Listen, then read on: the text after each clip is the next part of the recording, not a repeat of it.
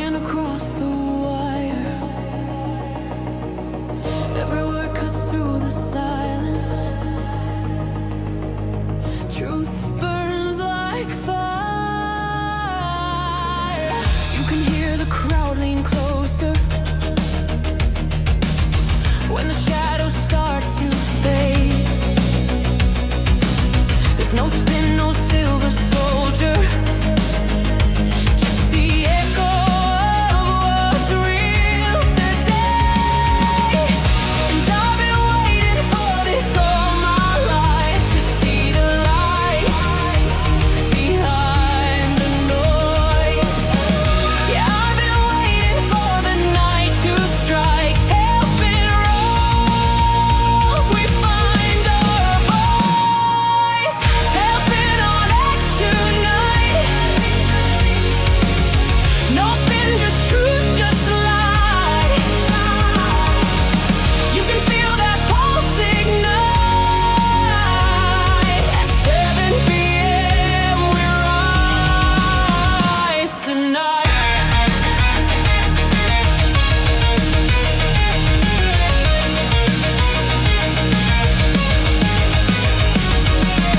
There's a hum behind the data, a code that won't lie still. You can dress the truth in makeup, but the light cuts through the veil at will. And I've been waiting for this all my life, to hear the sound that breaks the lie. Yeah, I've been waiting for this fire inside. Tailspin calls and we testify.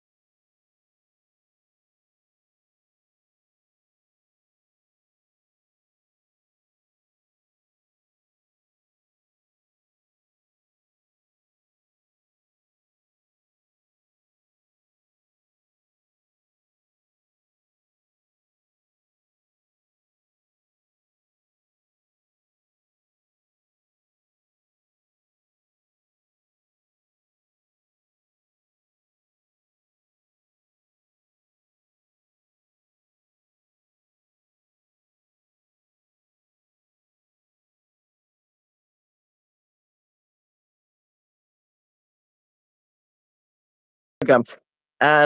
So yeah, that would be great. The other thing is, can you play audio? I can try and play audio myself. There's a couple of clips from a couple of videos that I would also like to play in. Do you want me to send that to somebody else, or shall I try playing it myself, or can you do it? Mav and Pop are your people. Yeah, thanks, Manus. You can send it to Pop, and then Pop can put them up top, and then I can play them. Cool. Okay. Do you know, Mav, first of all, I have to say, you are a brilliant writer. You are very, very good. You're very eloquent. Your writing style is really crisp. Were you ever trained to write, or is that just your natural style? I'm not gonna lie, I put a lot of it together. Then of course, I use AI just to make sure everything is proper. But But thank you. he has some natural prose, right, Moneypenny? He's got some natural prose. He does. He definitely does. I'm really mega impressed by it. Yeah, I really, No, I think he's lying. I think Matt writes everything himself. I was actually an He's being modest. emergency planner for 20 years, and I would write plans, and the plans would be about 2, 3 inches thick, all technical. The only thing that threw me out is when in the US they changed from what I was taught as proper English writing to this new standard, and that kind of threw me off. But luckily, AI was able to help me out with that because I can't do it in a new proper form. But thank you. Well, whatever you did very well. So just a couple of things. We had a sort of, I did a quick sort of warm up space last night just to sort of test the water as to people's level of understanding and also the thoughts that were going on, because this is really fast moving. Even today, there's some really changing, interesting news going on, particularly on fireballs. But there were a couple of people in that space. If you see them, Mav, could you pull them up? I can already see Andra, who didn't speak much last night, but I'm glad that she's here. Also, Coyote, who was co-hosting for me last night. If he pops in, if you could drag him up, he's got a really good knowledge of it. And obviously, I have invited Stefan Burns, who is a busy person, unlikely to be able to come in. But if you do see anybody who has commented on this, it would be great to get them up. And we've got a number of topics here. So I was thinking how to best introduce it to the people that are already here, because inevitably we'll have to do it over and over again every 20 minutes, half hour, as the room hopefully pads out. I'm going to hit my button and start inviting a few people on my chat on the back channel. I hope other people will do too. And obviously I'll repost it. However, I am, like many people, somewhat suppressed by AI now AI driven algorithm. Fully grokked we are now, I gather. Did you hear about that, Mav? We're all grokked. Everything is grokked now. Yes, everything's gonna go through Grok, so hopefully I can communicate through Grok and be like, "Can you tell me why none? I'm not getting any impressions on anything.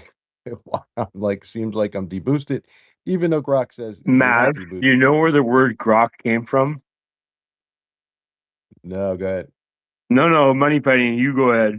Moneypenny knows what I'm talking about. Where did the word grok come from? Before all this Mr. Musk time. I searched this a long time ago. I honestly can't remember now. But by the way, your microphone is exceedingly loud. I don't know if you could tweak it down a little bit. It is very overpowering for me. Is that It will madness be or no, that's me. I'm going to disengage shortly, Moneypenny. The term grok came from the same author who wrote Starship Troopers, but it was Grok was Heinlein's Michael from Mars, and it was to Oh yeah, empathize and got it. understand someone. Anyways, I do have to cycle myself, so I appreciate it, but thank you, Moneypenny, for checking me on that. No problem. Yeah, grok is a neologism coined by American author Robert A. Heinlein in his 1961 sci-fi novel Stranger in a Strange Land, a fictional Martian word, which obviously fits in with Elon's desire to go to Mars, to love Mars. I'm sure we should avoid that at the moment because it's pretty controversial stuff what's going on. So we've got your article, which is fairly good. We've got these different parameters. So in terms of parameters, we've got 6 missing scientists, 3 being dead, 3 being missing. We've then got 3i Atlas, which is still up there, bobbing around, being anomalous. And we've then got a historic, statistically significant, rapid increase in the sighting of what we're going to loosely call fireballs, most of which are meteorites. And we discovered this yesterday, a meteorite and a meteor. So a meteor stays in the air, a meteorite lands. That's the difference between those two terminologies. And the question is, and I don't know who did the brilliant artwork for the space, but there's the potential connection between those 3 parameters, and then the outside parameter is, as always, the Five Eyes, the intel agencies, the interference from an external force, the possibility of deception, distraction, a deliberate production of a scenario that is here to make us waste our time thinking about the connection between these parameters. There's the irony of it all. So I started really quite a long time back, obviously, looking at the missing scientists, particularly the plasma physicist Nuno Loureiro from MIT. And then I moved on from missing scientists to look at their scientific disciplines and what they were working on. And I looked at things like neutron stars, which are exciting and controversial because it's basically where you get things like uranium, plutonium, all these sort of, things that are required to make nuclear bombs and also to make nuclear energy. And then we have the plasma background to this, that obviously some of the scientists, particularly Nuno Loureiro, is very proficient in plasma energy fusion, which is something that very controversially, obviously, DARPA and DOE that used to dismiss it and say it was a load of rubbish, that you could even possibly look at the chance of making room temperature cool plasma fusion energy, which was cheap, possibly going to be free, recyclable, type stuff. Suddenly, after the acquisition by the Trump Media Group of TAE, a plasma fusion specialist, the DOE and DARPA are suddenly massively in favor of this new type of energy, which, God forbid, I wish we had it now, because we wouldn't have 18 countries engaging in a Middle East war, which is now spreading, I've just been told, to Uganda, which is coming in apparently happy to put troops on the ground and go in and fight. This is just getting more and more ludicrous. Energy is the ability of elite and wealthy people to control those that are not. And these 6 scientists may or may not be a big factor behind this whole energy equation, but they are most definitely linked. And that is an exciting conclusion that I got to a couple of days ago by looking more intensely. It's very complicated in America. It's all acronyms. So if you work for the, James Webb Space Telescope, you've got JWST, and then you've got the Navy Research Lab, NRL. And when you start to look at somebody's credentials that works in a scientific or a military or a technical field, you are inundated with all these acronyms. And you've literally got to create a massive whiteboard to work out who works with who, not necessarily geographically or physically, but working in the same place. And the bottom line is that these 6 people, albeit in different levels, different jobs, different titles, different roles, different ages and backgrounds, are all able to be connected under one federal contractual, effectively like a military contract, like you would with a Lockheed Martin or a Raytheon. And through those sort of disciplines, to hide it, they are all connected. And that discipline scared me, because I looked at those disciplines. One of them was very, very much into interesting alloys of metals, particularly things like zinc, and particularly things that you would find in meteorites. This is a lady, Reza, or Reza, Monica Reza, I think it is. Her and another lady that had both disappeared within 4 days of the first sighting of 3i Atlas, are working on clever metallic alloys that would allow things to go into space. And I think I said to Mav yesterday, I looked at these 6 people, looked at what they do and went, sugar. Do you know what? If I was completely loopy, I would tell you that these 6 people could build 3i Atlas from scratch. This is what their disciplines do. And I thought it was a, catastrophic Looney Tunes conspiracy theory of my little brain that had put that together. So I fed it embarrassingly into a couple of AIs and said, oh, just had this crazy idea. And they came back and said, hang on, Moneypenny, it's not so crazy. It's actually spot on. It is scientifically and logically possible what you're talking about. And I discovered this whole world that, particularly in Japan, you'll see on my profile now, fake meteorites, fake lumps in the sky, great big, massive, not necessarily spaceships. They don't necessarily have to have power, but big things floating around in the sky. I suppose in some ways say they're satellite, but they're not powered up. They're normally made from these clever alloys, and they have the potential to float around and be mistaken for meteorites. And so I fed that through, and then I was speaking with Mav, who basically said there's something weird about 3i Atlas. There's something very weird. Well, we both know there's something very weird. And then we sort of said, well, hang on, we've got missing scientists. We've got skills that are all linked in some DARPA type underground project. We've got an anomalous comet that may or may not be a comet that even, Avi Loeb from Harvard said it might not be a comet, it could be aliens in a ship. And then we've got fireballs in the sky. And I think the purpose of the space, hopefully, is to pull together a bit more of the micro detail on those, and almost like House would, if he was trying to diagnose a difficult patient, say, well, that's possible, that's not, that would work, or that's not. But in the last 48 hours, we've had even more information come in. What do you reckon, Mab? Is that the way to approach it? Yes, yes. I just think I'm just going to go a little bit more detail with those that are missing and those that were found dead. And I actually seen a report. I didn't have time to look it up, but there may be 2 more scientists who've gone missing within the last 48 hours, kind of tied into the same thing. I didn't have enough time to dig the research and pull it up. But I'm just gonna go through for those of you who aren't aware when Money Penny was talking about these missing scientists and what they actually did. So you had Jason Thomas was found dead after a disappearance. Then you had Nuno Lorario.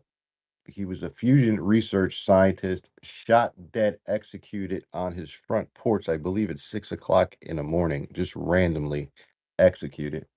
Then you had Carl Grillmar from Caltech, an astrophysicist working on asteroid tracking tech, dual use for military systems, was shot and killed. Then you have General William McAllister, retired Air Force general, disappeared, leaving behind devices, had oversight of high-level space and weapons programs. He's still missing.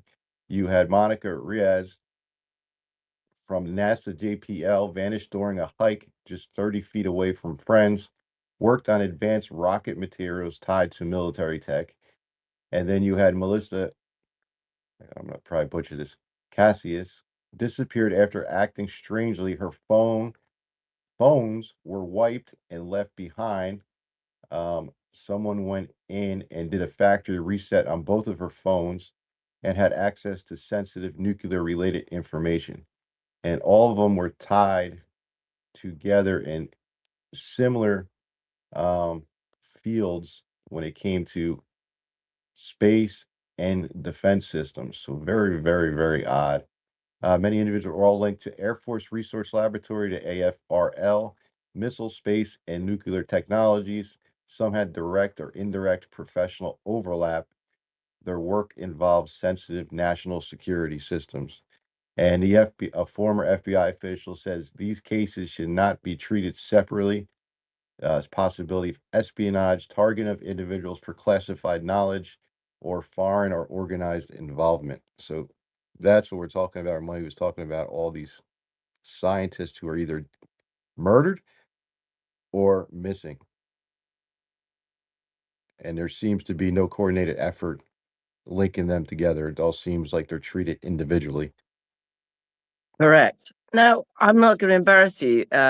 Mav, but I'd like you to read your article out because we need a good, solid background to particularly Three Eye Atlas and Fireballs. And I think your article needs to be read out because it's a really good grounding to make everybody aware before we get into the nitty gritty.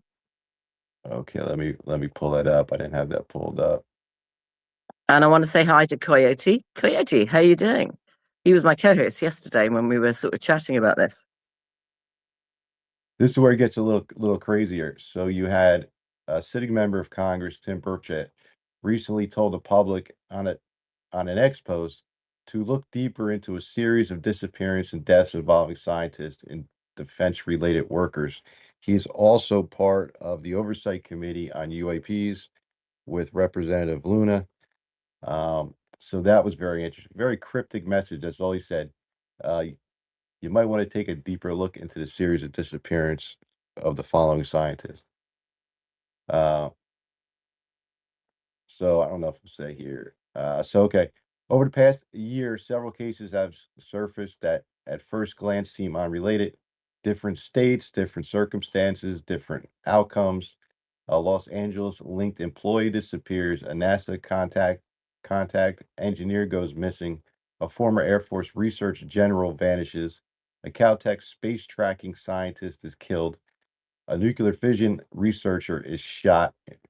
A pharmacological researcher is also found dead, mysterious causes. Individually, each case has its own explanation, its own investigation, its own timeline. But when you see them together, the question actually comes up, is this just coincidence? It might be, but it's worth asking a different question. What kind of work overlaps across all of these fields? So you have nuclear research, aerospace engineering, space tracking, advanced energy systems. There are not many programs that touch all those areas at once. When I threw all their information on what they did into AI, I said, hypothetically, because I know how AI reacts, they won't give you a hypothetical. So I'm like, just hypothetically, if all these engineers and those scientists have gone missing, we're working on a program, what could that actual program be? And one of the categories that stood out was system designed to monitor what's happening beyond Earth and identify anything that might be approaching it.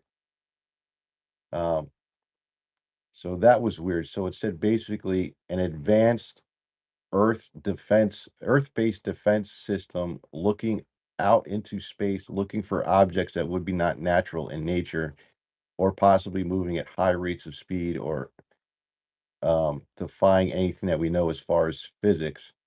So to me, that sounds like they're looking for aliens or some type of thing, a device. And it's ground-based sensors are built to detect unusual energy signatures. Telescopes track objects deep in space. Satellites monitor atmospheric entry and movement. Defense systems attempt to clarify what is a threat and what is not. These systems exist, they are active, and they are often operated across multiple agencies that do not always share everything openly with one another. One paper that one paper they're separate and function, they're a part of the same picture. So let me go down to the crossover here. That's pretty much about the missing scientist. So can you now just run through Three Eye Atlas? Just give us the high level basics of what is anomalous. And your words to me were something along the lines of there's something not right about this. Tell us why. What's been happening? And obviously we started in September, October, people talking about it. What's the history, the top level review of Three Eye Atlas? Well, there's a lot of anomalies. What I set up back when I was tracking Three Eye Atlas going back to last March through December was I went into SETI and I looked up their protocol. So if SETI looks for signals or potential alien contact, and they have a breakdown on the protocol on how things would roll out. So I developed that in my AI last year, and it would do updates, a daily update if anything changed Has there been high-level military personnel moved to secure locations? Has there been disappearances of scientists or engineers or anything related in that field, um, that was unexplained, like an unexplained vacation? That's how I pretty much put it, unexplained vacation, not a complete disappearance or murder or death, but I had put in there, because that would, as part of the protocol, they would start rounding these people up because they wouldn't want their information and feedback, or they would not want them leaking information if something became obvious. So that was one of the things in the protocol. So I ran it through and I said, let's do an update based upon all the stuff that's going on. And what I got was something is off with 3i Atlas, and people are starting to notice. Unconfirmed reports claim that the object has slowed near Jupiter when it shouldn't have slowed. It should have continued on its trajectory. I have gotten conflicting reports that no, it's still on its trajectory, and other ones saying no, it is acting kind of weird. Not saying that it's coming to a complete stop, but it might be being pulled into Jupiter's orbit for a slingshot. But even wilder, there's growing claims that the recent fireballs in the sky aren't random, but could be tied to debris or other things being sent ahead. So I looked up on AI. I said, if currently right now where our orbit is, would we be within the of 3i Atlas's tail debris? And Grok said yes, but the particles that were reported from the data collected by NASA would be so small that the solar winds would probably push them away and further out into the solar system, and that there was no debris that was collected that would suggest there'd be large enough objects to produce these fireballs and things. But then it kind of goes back to what Avi Loeb was saying, that this could be some type of alien craft, and while it's doing a flyby, dropping off probes. So there's some rumors and speculation out there that what we're seeing as these fireballs, because the number of them is so much higher than what we normally see this time of year. I think we normally see like 3, maybe, in a 2-month period, and we've had 10, and I think we've had more possibly last night. But some reports are coming in that they're actually the Falcon rockets that were fired off. So you can't get the real good information. You can't really confirm some of these things.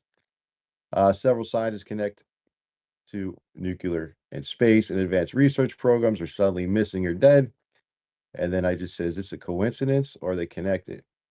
And what if they were tracking objects that aren't natural, alien probes, and then something changed, and now they rounded up all these individuals who would be experts in that subject matter.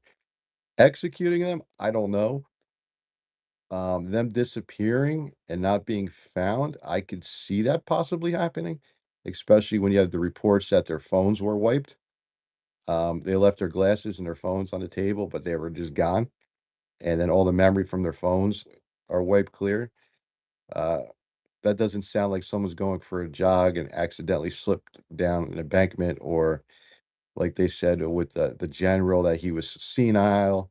They put out a silver alert, but wiped his phone and everything out and left it at home.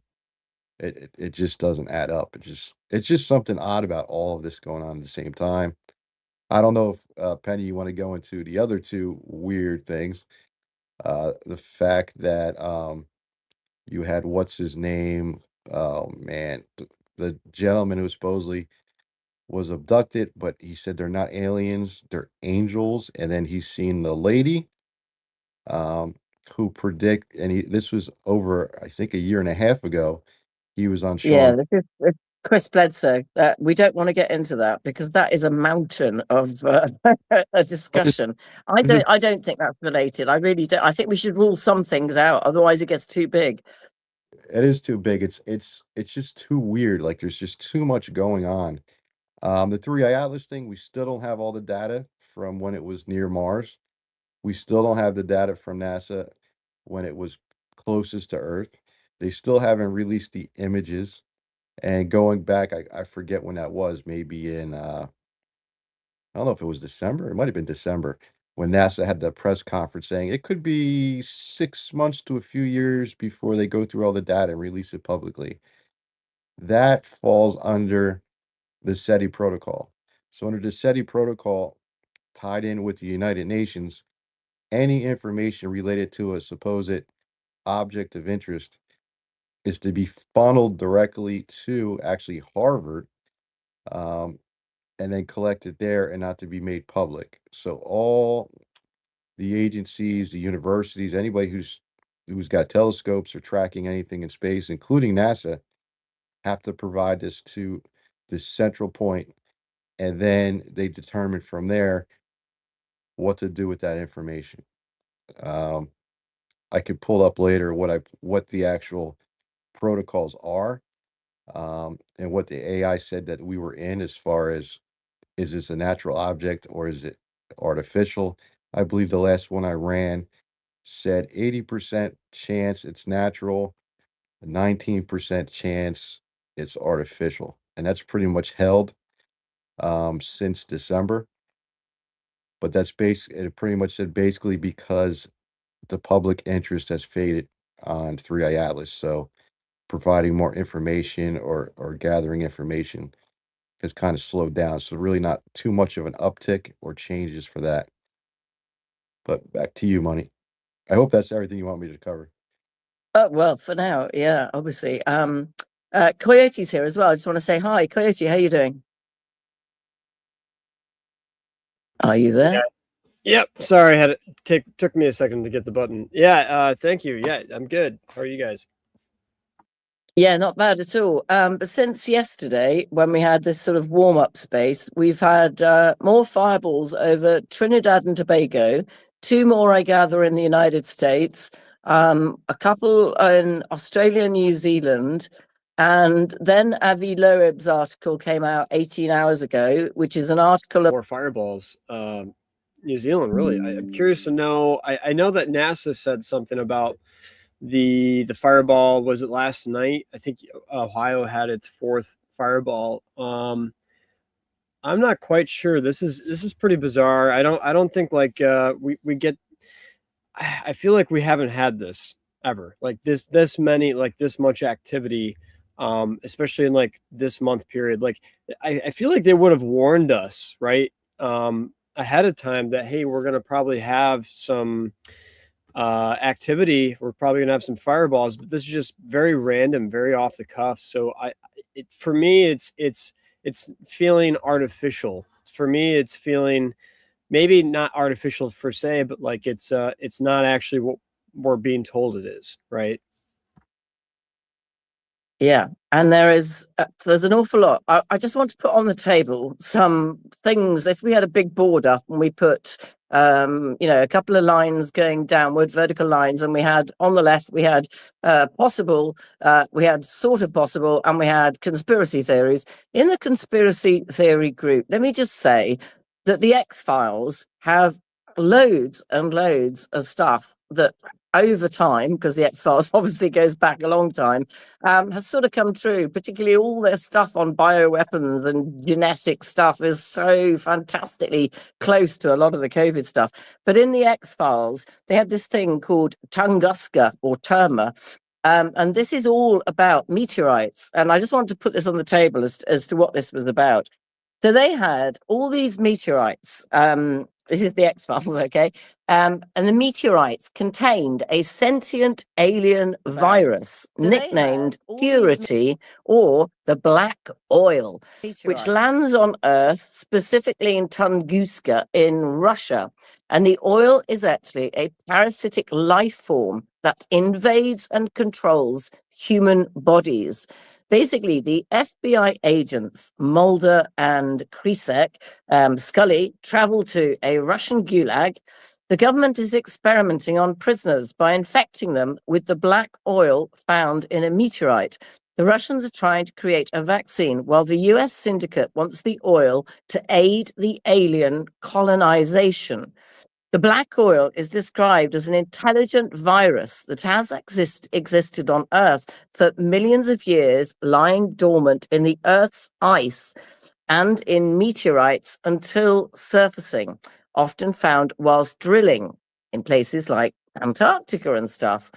In season 1, episode 8, whilst not directly part of the black oil, the episode basically comes up with meteorites and parasites, saying that the researchers in Alaska uncover an ice core sample from a 250,000 year old meteor crater.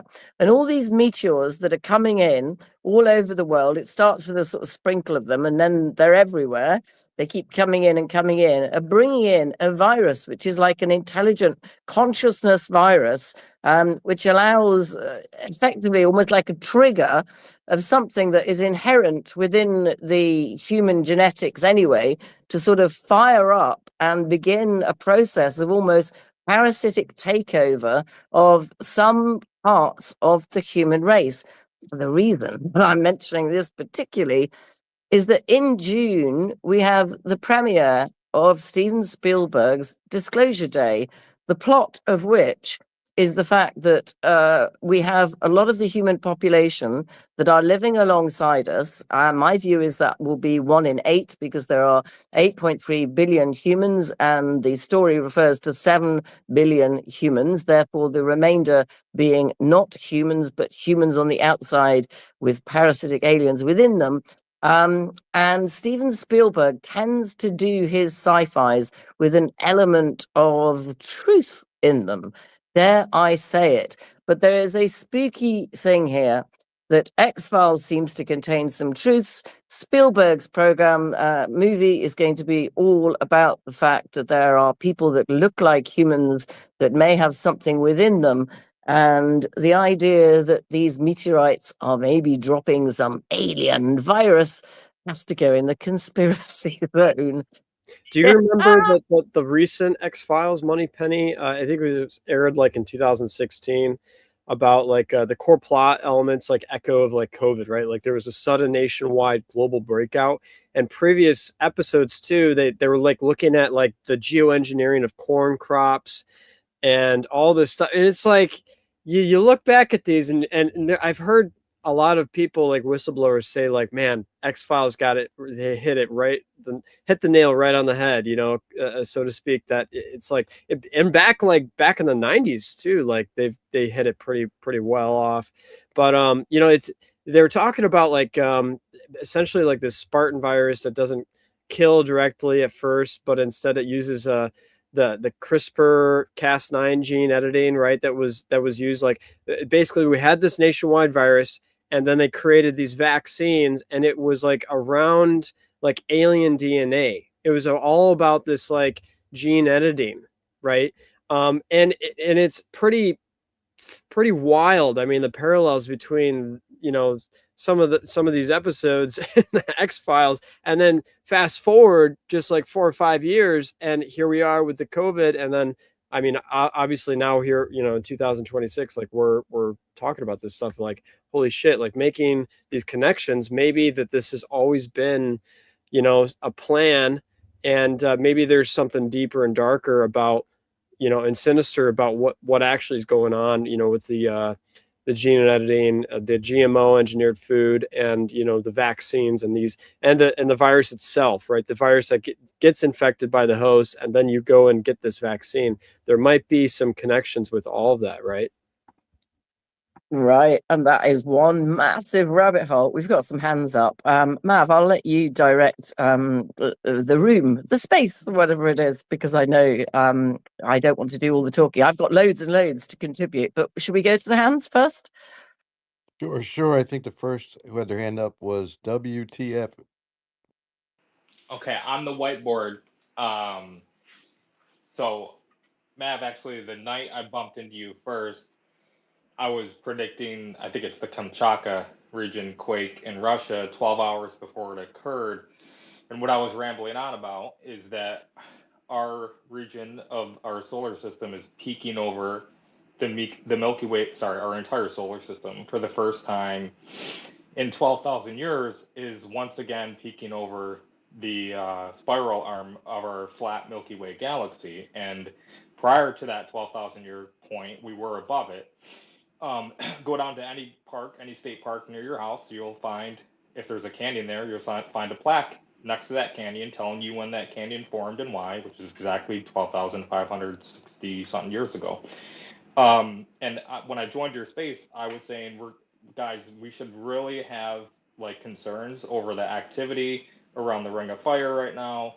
Like when we see all these quakes spreading like this in this way, it's basically a marker that it's going to continue to find a weak zone on the other side of the planet. And sure enough, it did. It found a weak zone on the other side of the planet, and it released a 8.8 in Kamchatka, Russia, and caused that tsunami all the way across the planet, which was a small one, right? But the reason I have my feelers up is because, like I said, we're peeking over our spiral arm of the Milky Way galaxy for the first time in 12,500 years. And when we're deep down in it, which we have been for 12,000 years, we have dust, we have debris, we have grit, we have stars, we have planets, we have asteroids, we have comets, meteors. All of those things block our field of line of sight to the center of our galaxy. Okay.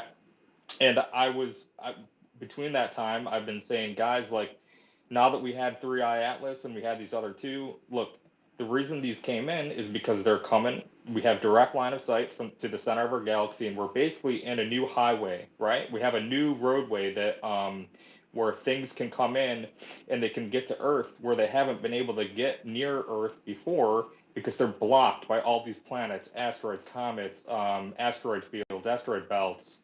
They can't get in to us because of that reason. But now that we're peeking over it, we're in a new galactic superhighway of sorts. And because of that, not only can comets get in, but there's also magnetic pulls from the center of the galaxy, right? And that causes new earthquakes, etc. It causes a new whole interrelationship with our sun and the way it acts and the way our Earth acts.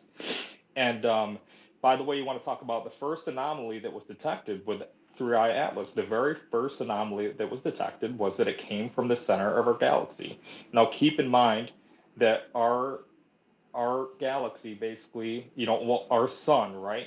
It's like it's traveling through the universe as if it was shot out of a gun, out of the chamber of a gun, and we're spinning behind it. Now, imagine that this interstellar object happens to come from outside of our galaxy and then shoot straight through the center of it and then come right to us. The odds in that are like less than 1 in a quadrillion. So, like, that's the first anomaly that was detected with Three Eye Atlas. And I've been sounding the alarm saying, look, like, the reason we had three wasn't because we have new instruments. It's because we're now in a new area where more of these things can get to Earth and our solar system when they never had before. And this isn't anything that's predictable because we don't necessarily, I mean, some people might have records, etc., of what occurs during these times, but all these things get burnt every time we go through this cycle on the downward decline. They burn all the records of this. So we're in a new territory now. And so I personally don't believe that these are that this is the debris field from Three Eye Atlas. I think this is more of what we can expect of the future, which is, you know, more objects coming in to our region of the solar system. And like, for example, we have known meteor showers, right? Well, guess what? Now we have unknown meteor showers. We could be experiencing one of the first, like, maybe in a year from now, this meteor shower that we're going through now has a name to it. And there's going to be more that are more extreme, and they all have names, but they don't get named until they get repeated. Okay? So that's what I think is going on here. That's very interesting. Fascinating. Go ahead, Keo. How's it going? This is more about the X Files that you were talking about, and not so much the fireballs. And I sound crazy when I talk about this, but if you think about the movie Leave the World Behind, the director said that Obama gave him information that scared the shit out of him. Well, if you think about it, the movie was made after a book, so it was already made. So if he put that information into the movie, it would be something that doesn't really fit, that doesn't make sense.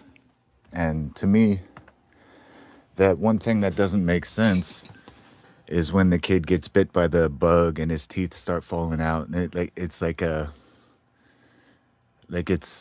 random point in the movie that doesn't make sense. And if you like for that not to make sense and to scare the shit out of you when you already made the book, I think that comes into play. But if you look, the medications and everything that are coming out are warning about parasitic infections. I put out a couple videos about that. But these, Bill Gates came out saying that the the shots are self-replicating and everything. They're putting this like alloy grid around us with everything that they're dropping from the airplanes and everything. I I, I don't know how to say it without sounding crazy. I think that there's like these worms. I saw it on a dog. I was walking my dog, and like these white worms were like sticking out, like reaching out from them, like an alien movie. But yeah, I think there's something, and I don't believe in aliens. I think that my personal belief is that we're like going through dimensions and we're ripping through, however you explain that, and it's like everything's taking place in one plane. This is hard to explain right now, but I think that these parasites are basically self-replicating nanobots. They're trying to disconnect us from, our original source and implant us AI, into this AI source, and they do that. And I've seen people like their natural motions, like when you cross your fingers and you put and what thumb comes on top. That's like natural things that people do all the time. I've seen things change in people, like things that I've seen them do all the time. For example, I don't know. My aunt used to turn her beer cap the other way, and she did it her whole life. Came out and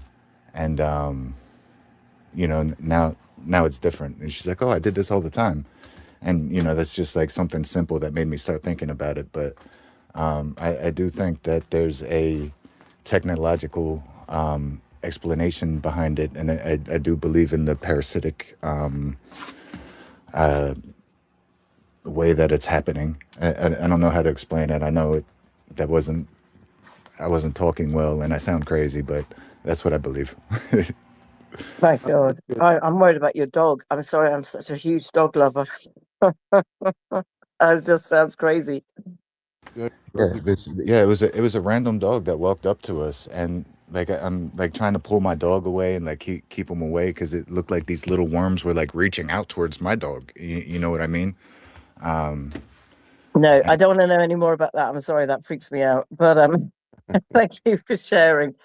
Oh, that does freak me out. I'm sorry, Coyote. Give, Sorry, you've got your mic open. Did you want to chip in? no, I just Just wanted to say, make sure you give your dogs ivermectin once a month. yeah, it's good. It gets rid of the parasites. Oh, every That's how I got hold of it for human consumption, because in the UK it was banned. The only way you could get it, and obviously I had long COVID, the only way I could get ivermectin was to get it for my dogs. There you go. big shout out to everybody in It's the all the same. space. Join us here tonight. If you could, and if you're enjoying the conversation and you find it interesting, please go down to that purple pill, repost the space out, and those if and follow those up on the speaker panel if you're interested in this type of conversation. It helps with the algo and everything. If you repost it out, we get some more people in here, and you never know who might just drop in, who might actually have some interesting advice um, to share with us on these topics. But yeah, go Yeah, ahead. thank you. Because it's not listed, the space. It's not at the top of the, the bar thing, which maybe, I don't know. Is it because you're doing it through Type Media? I don't know how this whole thing works, but I've just invited people like the lovely art lady who's just joined us.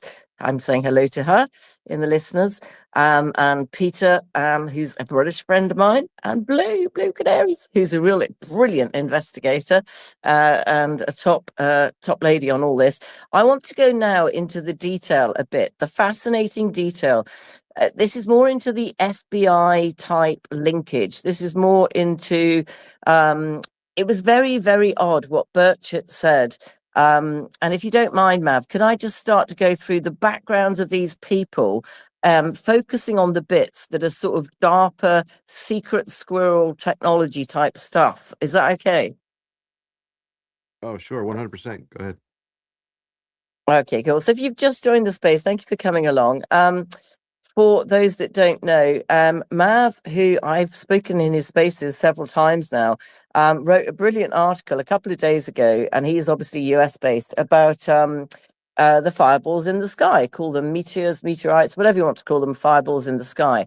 We've got different parameters that we think may be connected, and that is the purpose of this space. We've got fireballs in the sky. We've got 3i Atlas, which I know is no longer really in the news, but it is still around. We have got horrific 6 missing scientists and maybe others that people are starting to report, but 6, that are very high level American scientists who work in, let's say, sensitive areas. 3 of them are dead. 2 of them were murdered in their own homes, and yet there is no ongoing investigation into the murders. 1 of them was found dead, the body underwater, and 3 of them are missing. And one of those that is missing is an extremely high-ranking general who, over decades, probably knows everything inside out that it is to know about the military or the militarization aspects of a lot of, high-level technology to do with nuclear deployment, to do with missile, and even frequency and some of the newer technologies of deployment, the operations, the organizations, the links within NASA to intel agencies, to the US government, the White House, the Pentagon, the funding aspects of it. And these 6 people together who have disappeared have separately got a lot of press coverage recently, particularly in the last couple of weeks, because these numbers have started increasing. And the first 2 people that disappeared, who are 2 ladies that disappeared initially, they disappeared in June, July of last year, 4 days before 3i Atlas was first spotted. Now, there's a strange thing here that we've got fireballs in the sky, missing scientists, an anomalous comet called 3i Atlas, and inevitably, a lot of people are looking at each of those in isolation. But if you actually bring those 3 together, there are some very alarming and quite concerning potential connections between them, which not only have political and military connections, but they also potentially have connections in the way that we know repressed science has held back energy, specifically Tesla technology, and other things over decades and over centuries where innovation has been repressed. For example, obviously the Secrecy Act we talked about last night a little bit with my friend Coyote that came in the 50s. In 1947, we had all the Atomic Energy Act, we have the Cold War, we have potentially Nazi scientists who are incredibly, far forward from what there appeared to be within the US at the time. We had Soviet scientists that were incredibly far forward. There was technology that may or may not have been able to do things like put self-gravitational flying saucer type objects in the sky. There is a massive I won't call it a wormhole, that's dangerous, but there is a massive understanding in the scientific community, particularly with things like energy through plasma fusion, which would effectively create a free, recyclable, clean energy that could power every home and every business globally, that would wipe out every cartel and a lot of the power of the elite to cause the polarization of wealth across the globe and the need to repress energies, whether it be running cars on water or even hemp. I mean, cars have been run on hemp, for God's sake. But the fear that the elites are under at the moment, we only need to look at the horrific what has happened in Iran that is now spread across the globe, certainly across, the whole of the Middle East, most of Europe, quite a lot of, even Africa, Uganda's come in today. It's an energy war, bottom line. It is a war because the control of oil and gas and energy resources has so much economic and political and definitely control advantage that I think, there are so many wars in history that we could look at it and say, regardless of religious affiliations and all the rest of it, the bottom line is it's all about money, and money comes from energy. And you have 6 scientists that have disappeared in the United States. You also have 10 Iranian scientists, nuclear mostly, that have disappeared, some of them clearly assassinated in recent years, not to mention, obviously, hundreds of Chinese scientists, many of them that disappeared over the COVID period.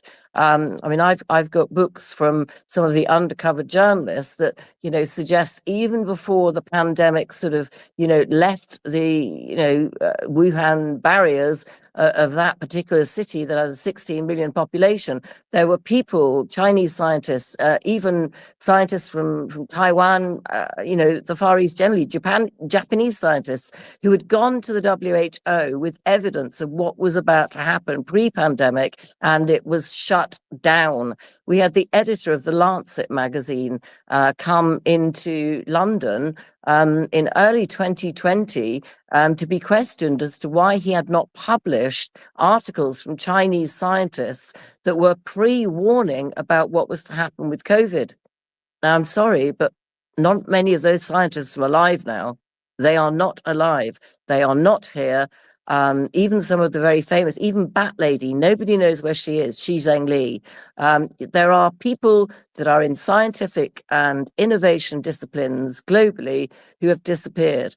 But the sudden coming together of 6 scientists in the United States who've all disappeared under the Trump administration in the past 10 months, and the fact that I put together a crazy linkage between them initially because of a tip-off from Burchett, who said to look more closely at FBI links, and I discovered a federal link that these 6 scientists, albeit in different disciplines, different geographic regions, are all effectively linkable under federal DARPA underground projects, makes it a very scary scenario. The fact that the timing has been coincidental, we will have to say at this moment, with what is happening in Iran, but most specifically what is happening in the skies of not just the United States, but predominantly the United States in the last few weeks with the fireballs. This is a 600% increase in meteorite activity in the United States compared to what we've seen in previous years. Is a phenomenal challenge to say, well, it's all absolutely not linked, nothing to do with it. We shouldn't be suspicious. You would be very, very immature to just put that on the sidelines and accept it for read. And people are not. People are looking into it. And today, Avi Loeb, who was following 3i Atlas all the way through, saying it wasn't a normal comet, and putting his reputation on the line, saying this doesn't look normal to the extent that I think it could be an alien spaceship.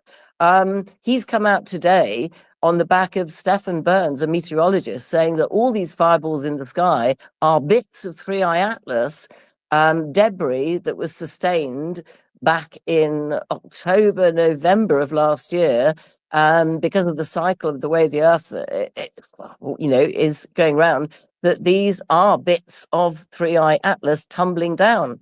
And then I looked at the specific disciplines of these 6 scientists linked in this project, and I went into the project and discovered that one of the things they could do specifically, and looking at the richness of the the zinc and the composition of 3I Atlas, they could have built 3I Atlas. 3I Atlas could be a wholly manufactured project, a test project, and this lump of comet that has a plasma coma, it's called, it's an exterior bit, and a zinc interior, with various other elements there, could actually have been manufactured. And the whole of the 3I Atlas project could be a test. And then today, Bezos, Jeff Bezos, I dug out in the news, is behind a massive multi-million investment into a NASA-based project, which is effectively an asteroid-destroying device that in end of January, let me just read it. NASA sounds the alarm. 15,000 invisible asteroids poised to destroy cities on Earth. That was the headline on February the 17th this year, 2026, 5 weeks ago. There were headlines in papers that we wouldn't normally look at. These are papers that are for scientists telling us that the American Association for the Advancement of Science in Phoenix has warned that with a senior NASA official that there are potentially invisible asteroids falling towards Earth. And Jeff Bezos, coincidentally at the same time, is putting up some special technology that is a device designed to blast asteroids out of our atmosphere to protect the Earth. It's just too much of a coincidence. It is too much of a coincidence. So that is really what brought myself and Mav together, because we were both looking at different aspects of this spectacular equation of parameters that I don't think we can dismiss as having no connection at all. A big rant. It is a big rant. Mav, I can't see hands, and I can see there are more people on the stage here, and I've got a lot more to add, but I want to stop my rant purposefully, just for a pause, just in case anybody wants to ask any questions at this stage. No hands up at this point. I just want to say, give a shout out to you. I'm gonna give myself some flowers. I am not a physicist. I'm not an expert in any of this stuff.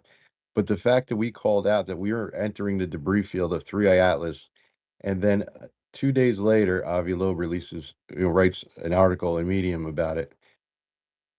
Wow. You guys hear it here first before it's even written and published. You guys are getting update information on things that seem conspiratorial, but over the last year, these things have been becoming true. So definitely give a follow to everybody up on stage if you want to be on the know before it's public. Definitely hit up Moneypenny, everybody up on stage, give them a follow, because we're giving you groundbreaking information about things that are just being published today, and we scheduled the space yesterday, so that's just incredible. But yeah, I'd love to hear from people that are up on stage if you have anything to add, questions, theories. And please share the space, because it's not being listed for some reason. Probably me. It's probably me being bad. So I want to now go back and give you a bit more rational detail rather than rant, and tell you a bit of the information that is very, very relevant here. So the main findings. Let's start with these 6 scientists, okay? So for anybody that doesn't know, there are 6 people, all from sort of different disciplines and different walks of life, that have disappeared. I was going to get the list up in front of me, but I'm going to go through a bit of detail here. So basically, the most senior of these is a general called General McCasland. Now, McCasland is linked to one of these other people because he was the direct supervisor of somebody I'm going to refer to as Reza, Reza. That's actually her surname. Now, And also, her maiden name gave me a link in the investigations I was doing to one of the military contractors that is very involved in this. So, Monica Razor, who's basically her maiden name was Jacinto, Jacinto. She began her career at a company called Aerojet Rocketdyne that does Air Force propulsion and materials. And basically, she started off there years and years ago. There are pictures of her when she was very young. And then I think she must have got married, and that's presumably where the Razor surname came up. But she directly reported to William McCaslin, the general, that is probably one of the most recent people that went missing. And although she was more junior, she is very significant in this because she is actually working on alloys and materials that have very unique properties to withstand things that happen in space. Obviously, particularly heat, but other things like kinetic and friction energy. There are lots of things that, if you're going to create an asteroid or a satellite, or if you're going to put anything into space, you've basically got to have lots of protective layers, and it needs lots of different specialist alloys to do that. And 90% of the time, the patents and the innovation behind those alloys and the creation will be listed as something that is owned by the Naval Research Labs or, by NASA. But there is already an anomaly here in that there is a lady who has an alloy in her personal name, which I don't know how that happened. We're talking years ago, but she invented an alloy, and all the way through her career, this alloy became more and more and more important. And it's I keep saying Mandalay, but it's monoloy. And we see Project Monoloy coming through as I started investigating these people. So we've got McCaslin's official program footprint. This is the most senior general. His Air Force biography shows his career is concentrated in space research, acquisition, special programs, and AFRL leadership. Sorry for all these acronyms, Air Force Research Laboratory. So he's a system program director. He's a space-based laser project expert. He's a commander of Space Vehicle Directorate. He works on the Phillips Research Site and the Kirtland Air Force Base.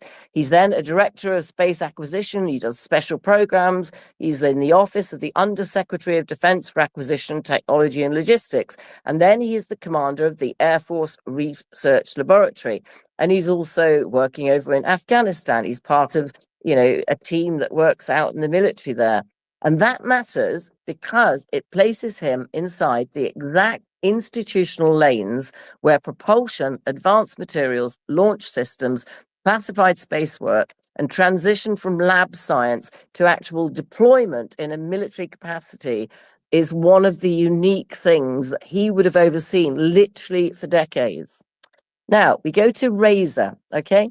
Now, Razor is more about the materials. So Google Patents shows Monica A. Jacinto as the named inventor on a patent family for what are called burn-resistant and high tensile strength metal alloys. It was filed in 2001. The patent text explicitly describes a nickel-based alloy system. Now, if I just pause there, if anybody knows one of the biggest anomalies about 3i Atlas was the nickel content. It was dominant. It was massively off the scale, unlike other comets that had been found before. And the excuse being that we were told, which may be true, that it had traveled so far from the other side of the galaxy that it had obviously picked up all this nickel content, but it was rich in nickel to the extent it was abominably anomalous. And here we have the person who developed the biggest, first, and now the most dominantly used nickel alloy is one of the disappeared scientists. The patent that is in her personal name, the text explicitly describes this nickel-based alloy system as having this incredible high-strength, burn-resistant characteristic. This is the monoloid that's called, or mondaloid. The more important bridge, though, is that an official Air Force article from 2016 stated that this Mondaloy, this is the thing that she invented, Mondaloy 200, was co-developed by Aerojet Rocketdyne and the AFRL Materials Directorate, and was demonstrated as critical for survival in the harsh, oxygen-rich, staged combustion rocket environment for next generation launch systems, which is the cleanest public documented link between what Razor's materials were doing and everything that went thereafter in terms of the US Air Force rocket activity. And this company, if you want to follow the money, if you invest, if you are interested in looking at making money, you know about the commodities. I used to be a commodities trader for a short amount of time, God forbid. But you look at things like gold and silver at the moment, which are seeing a real bruise. When people come to a situation of war and volatility, there is a volatility index even, people go to things that hold solid value. So gold and silver are things that you go to. Now, even at the time that 3i Atlas, this is October, November, was big in the news, there was one US trader who took a huge option, a long option, a massive option. I can't even remember how much it was now. But he put a massive nickel-based option on at the time that 3i Atlas had been detected as this massive nickel-based anomalous comet in the sky. And here we have the actual scientist that developed this amazing nickel-based alloy is no longer here. She has disappeared many months ago. I hope to God that she is well somewhere and that she has been taken somewhere by someone for some reason, but she may not be alive. We have to face that. Now, I was talking about money. If you look at the companies behind it, this Aerojet company and a company called L.C. Harris, the military contractors, this is the equivalent of the Lockheed Martins. Okay, you will see on my profile a whole post about the money behind these companies that were employing these scientists and how they were intermerging or making acquisitions and taking each other over, and to see how these scientists move from one company to another in various positions is fascinating. And the money was big, absolutely huge. Obviously, I haven't got it all in front of me, but go and have a look. So we have then got the Space and Missile System Center, which basically has booster propulsion technology. Okay. Now, the Air Force in the United States was competing, or still is competing, with Russian rockets and Russian rocket technology. But a lot of this depended on having meta materials. These are materials that have specialist qualities, particularly things that have an electromagnetic quality or a frequency-based quality. And in some cases, a frequency can trigger a change in a meta material, a change perhaps in form, whether it be from liquid to gas, from gas to solid, whatever it might be. Meta materials, which are often seen as retro-engineered alien materials, people like Hal Puthoff and Richard Bandurek will talk extensively about how these meta materials are so crucial to military advantage.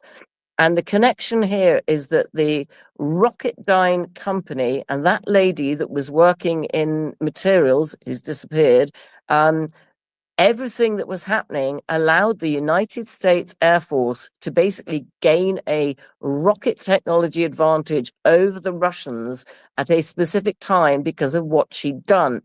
And L3 Harris basically acquired Rocketdyne in 2023, describing them as a critical merchant supplier of propulsion systems. Think about the propulsion and think about the link that I'm about to tell you, that you know whether there is a potential that 3i Atlas is not a normal comet and maybe an engineered object. This basic propulsion system that was picked up when L3 Harris took over Rocketdyne allowed a DoD backed expansion. And this was a whole massive effort. It was called Stinger or Javelin. It was a production of 400 million that went into it as a propulsion. It was a government award made, from Pentagon level. I think it went and it fell under the Biden administration. But basically, you got a new rocket factory that appeared in Virginia and Arkansas. And all of this is connected to Razor's work. That's her work on that particular alloy. So already we've got her connected to the general. The general oversees everything. We've got the very unusual situation of a patent sitting in her name, and that patent giving rise to an economic and military advantage over Russia. But we then have the FBI starting to come into it. So McCasland directly supervised Razor. McCasland personally funded Mondeloy. So the alloy work that she was able to do, he personally funded. And both names were on the patent program, which the Air Force and the Navy Research Lab and other parts, presumably, of the US military all tried to take some sort of legal action to stop them retaining it in personal names. Even the first plasma fusion energy that was successfully developed went into the name of the Naval Research Laboratory in, I think it was 2008 up to 2016. He died in February last year, which is the only reason that we managed to get the patent out. Another story entirely, but it is relevant. Everything is tied up by the US military to stop these patents getting out of the US control. So both of these people, Razor and McCasland, have got a personal, private patent on an alloy that allows military advantage over Russia, and an FBI investigation ensues because of it. And this FBI investigation, which was reported in Newsweek, formally tied them together and started to ask questions, and then became the inevitable thing: man and a woman connected, patent together, and this whole, what I believe to be probably FBI scurrilous story of them being intimately acquainted, and their reputation basically was put under a bit of a hit, to put it mildly. Okay.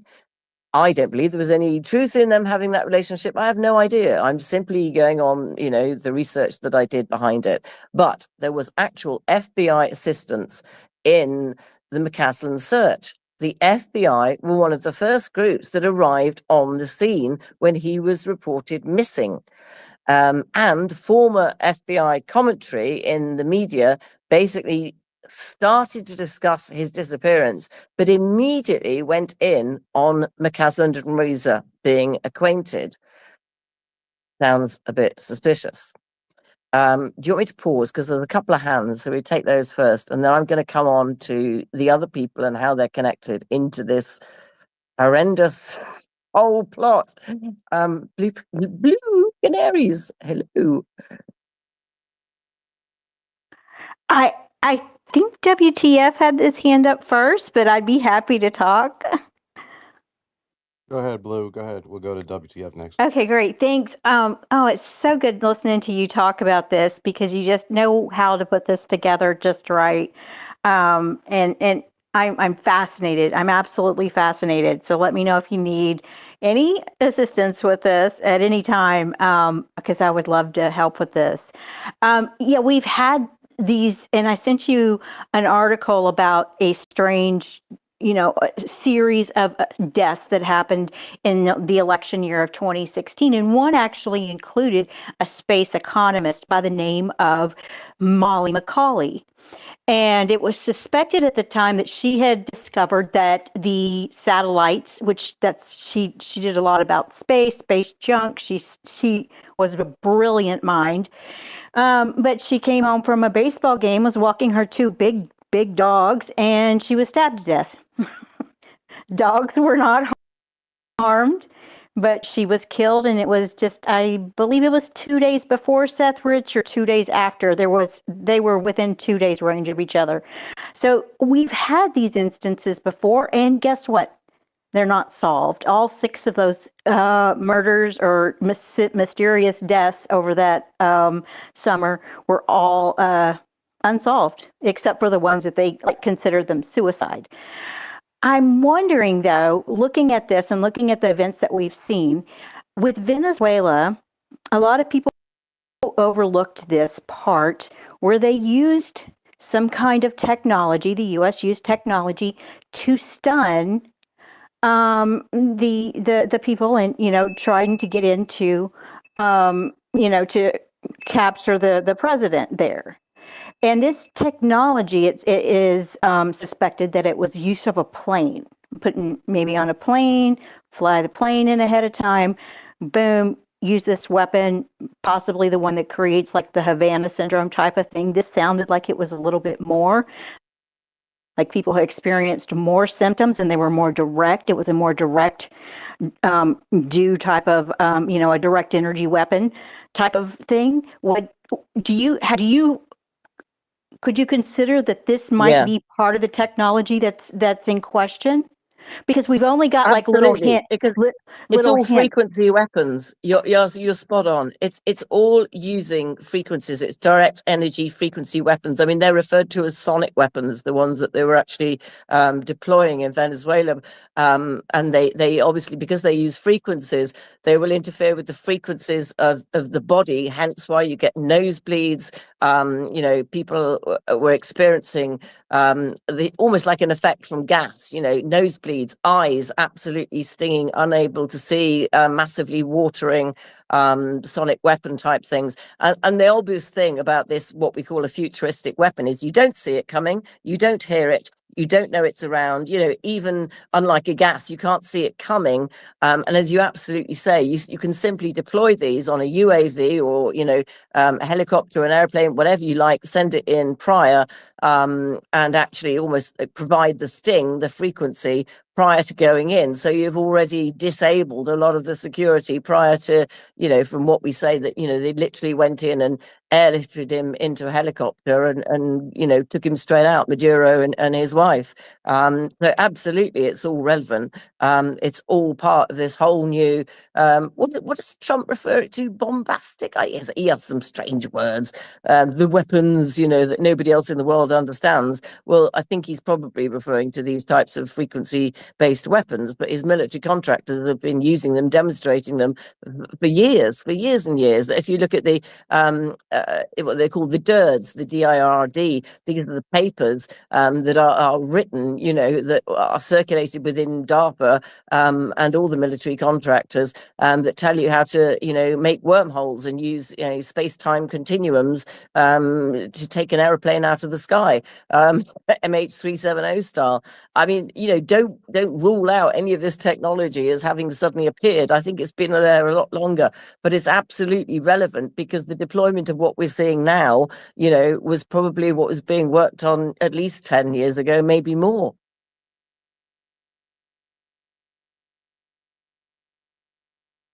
Right, and Trump called that the discombobulator or something. He had a name That's for it. his word. Yes, Yes, he that's the had word. this silly word, Discombobulator. discombobulator. And he said it a few times, and but he was, oh, I can't talk about that. Like, but you just mentioned it. Let's go back. And I think that I think people really underestimate what he's trying to do right now. And people say that he's got he's got lots of handlers, but he also is setting himself and his family up very well.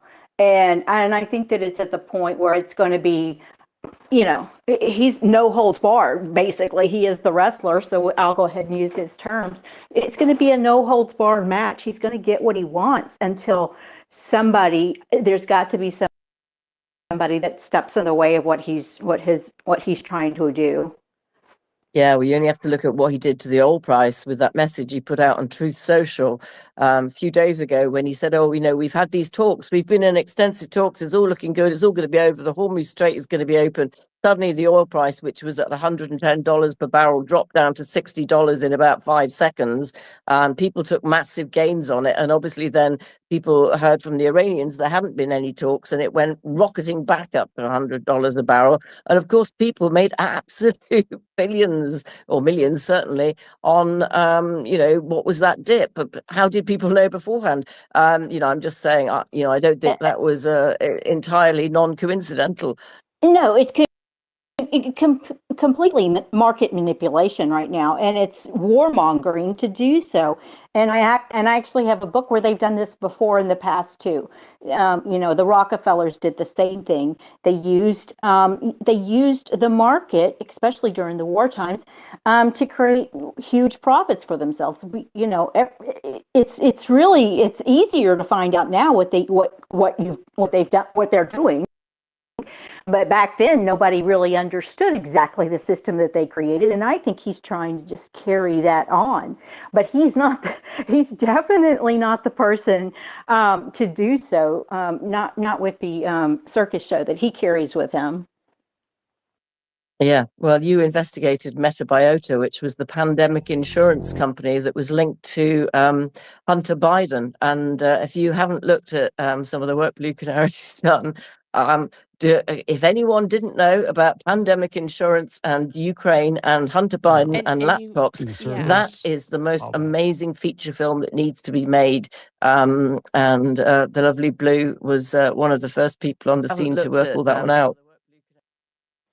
Yeah, that's amazing, and I'm now still working on piecing things together. And there was a group of German people that were researchers on last night, way into the wee hours, and kept me up all night sharing and connecting dots through translators, which is awesome because yes, Metabiota 2 days after,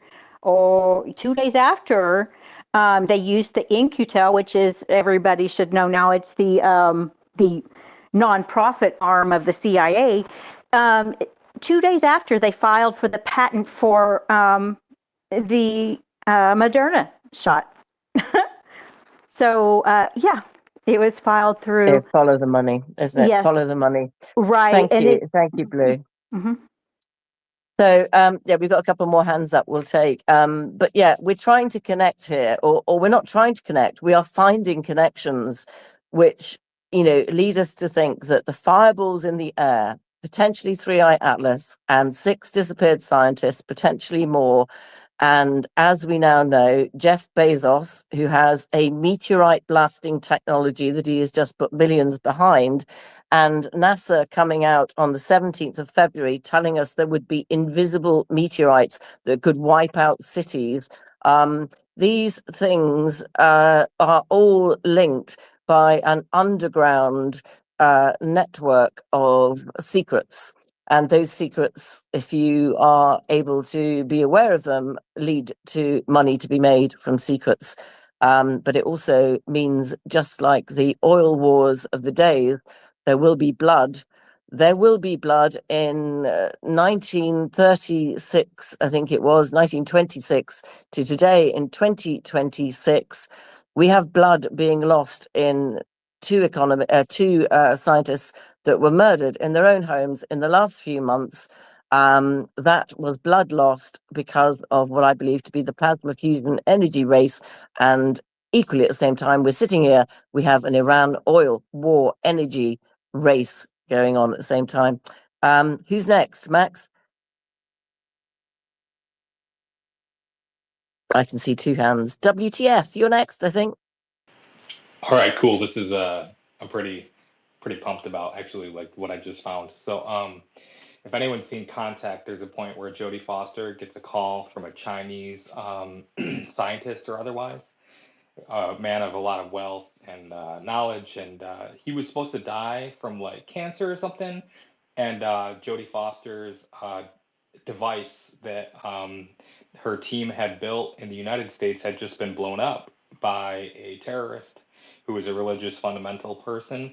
And many months go by, and then Jody gets a call, and it's a video call, and there's a Chinese scientist that should be dead, and he's in outer space, and he says, we have another one.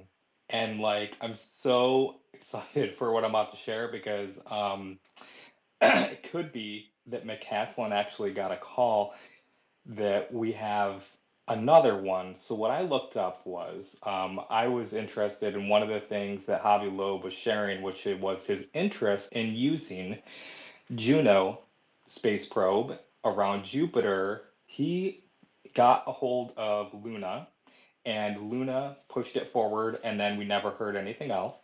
To maneuver Juno, because it's at the end of its lifespan, why not use it? They're set to decommission it anyways. Why not use the remainder of its fuel on board to position it um, to be at its closest proximity to 3i Atlas when it tangos Jupiter? Here's what I just found out.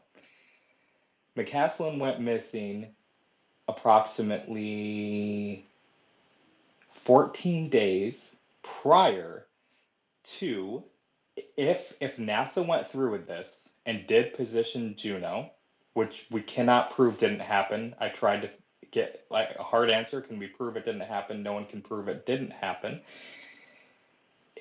It would be at its closest approach to Jupiter that Juno could be with to get a tango with 3i Atlas on March 14th, approximately 14 days before McCaslin goes missing. McCaslin knows the alloys. It could be that because he has security clearances and can operate with his I forget the term, but encrypted, et cetera, or above, chain of command. He can get all these communications back and forth through his teams to get guidance from his team on what he's looking at and can communicate what he's seeing as well. Could be that he got a call to begin packing up in secret and head to whatever location that they're doing this in, and that he actually has eyes. He had eyes on 3i Atlas on March 14th.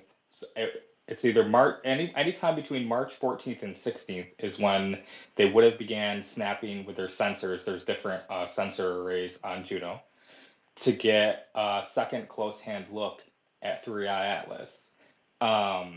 Yeah, I don't know. I just wanted to share that because I mean, yeah, you definitely would want to have a team of the top scientists and personnel that understand the footprint of the nickel and the zinc that would also be utilizing this material to make spacecrafts or asteroids, etc. So you could analyze what you're seeing to determine whether or not this is a natural asteroid or if this is in fact some type of a probe or some type of a ship. So yeah, it's pretty crazy, pretty crazy. Wow, you are on the research bandwagon. Geez, you will be down the rabbit hole forever in your life. I tell you, I am there.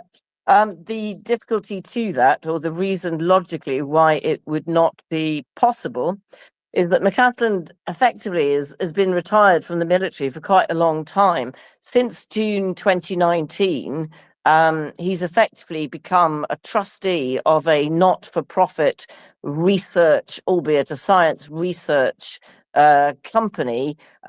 He technically is no longer within the US military or government at all.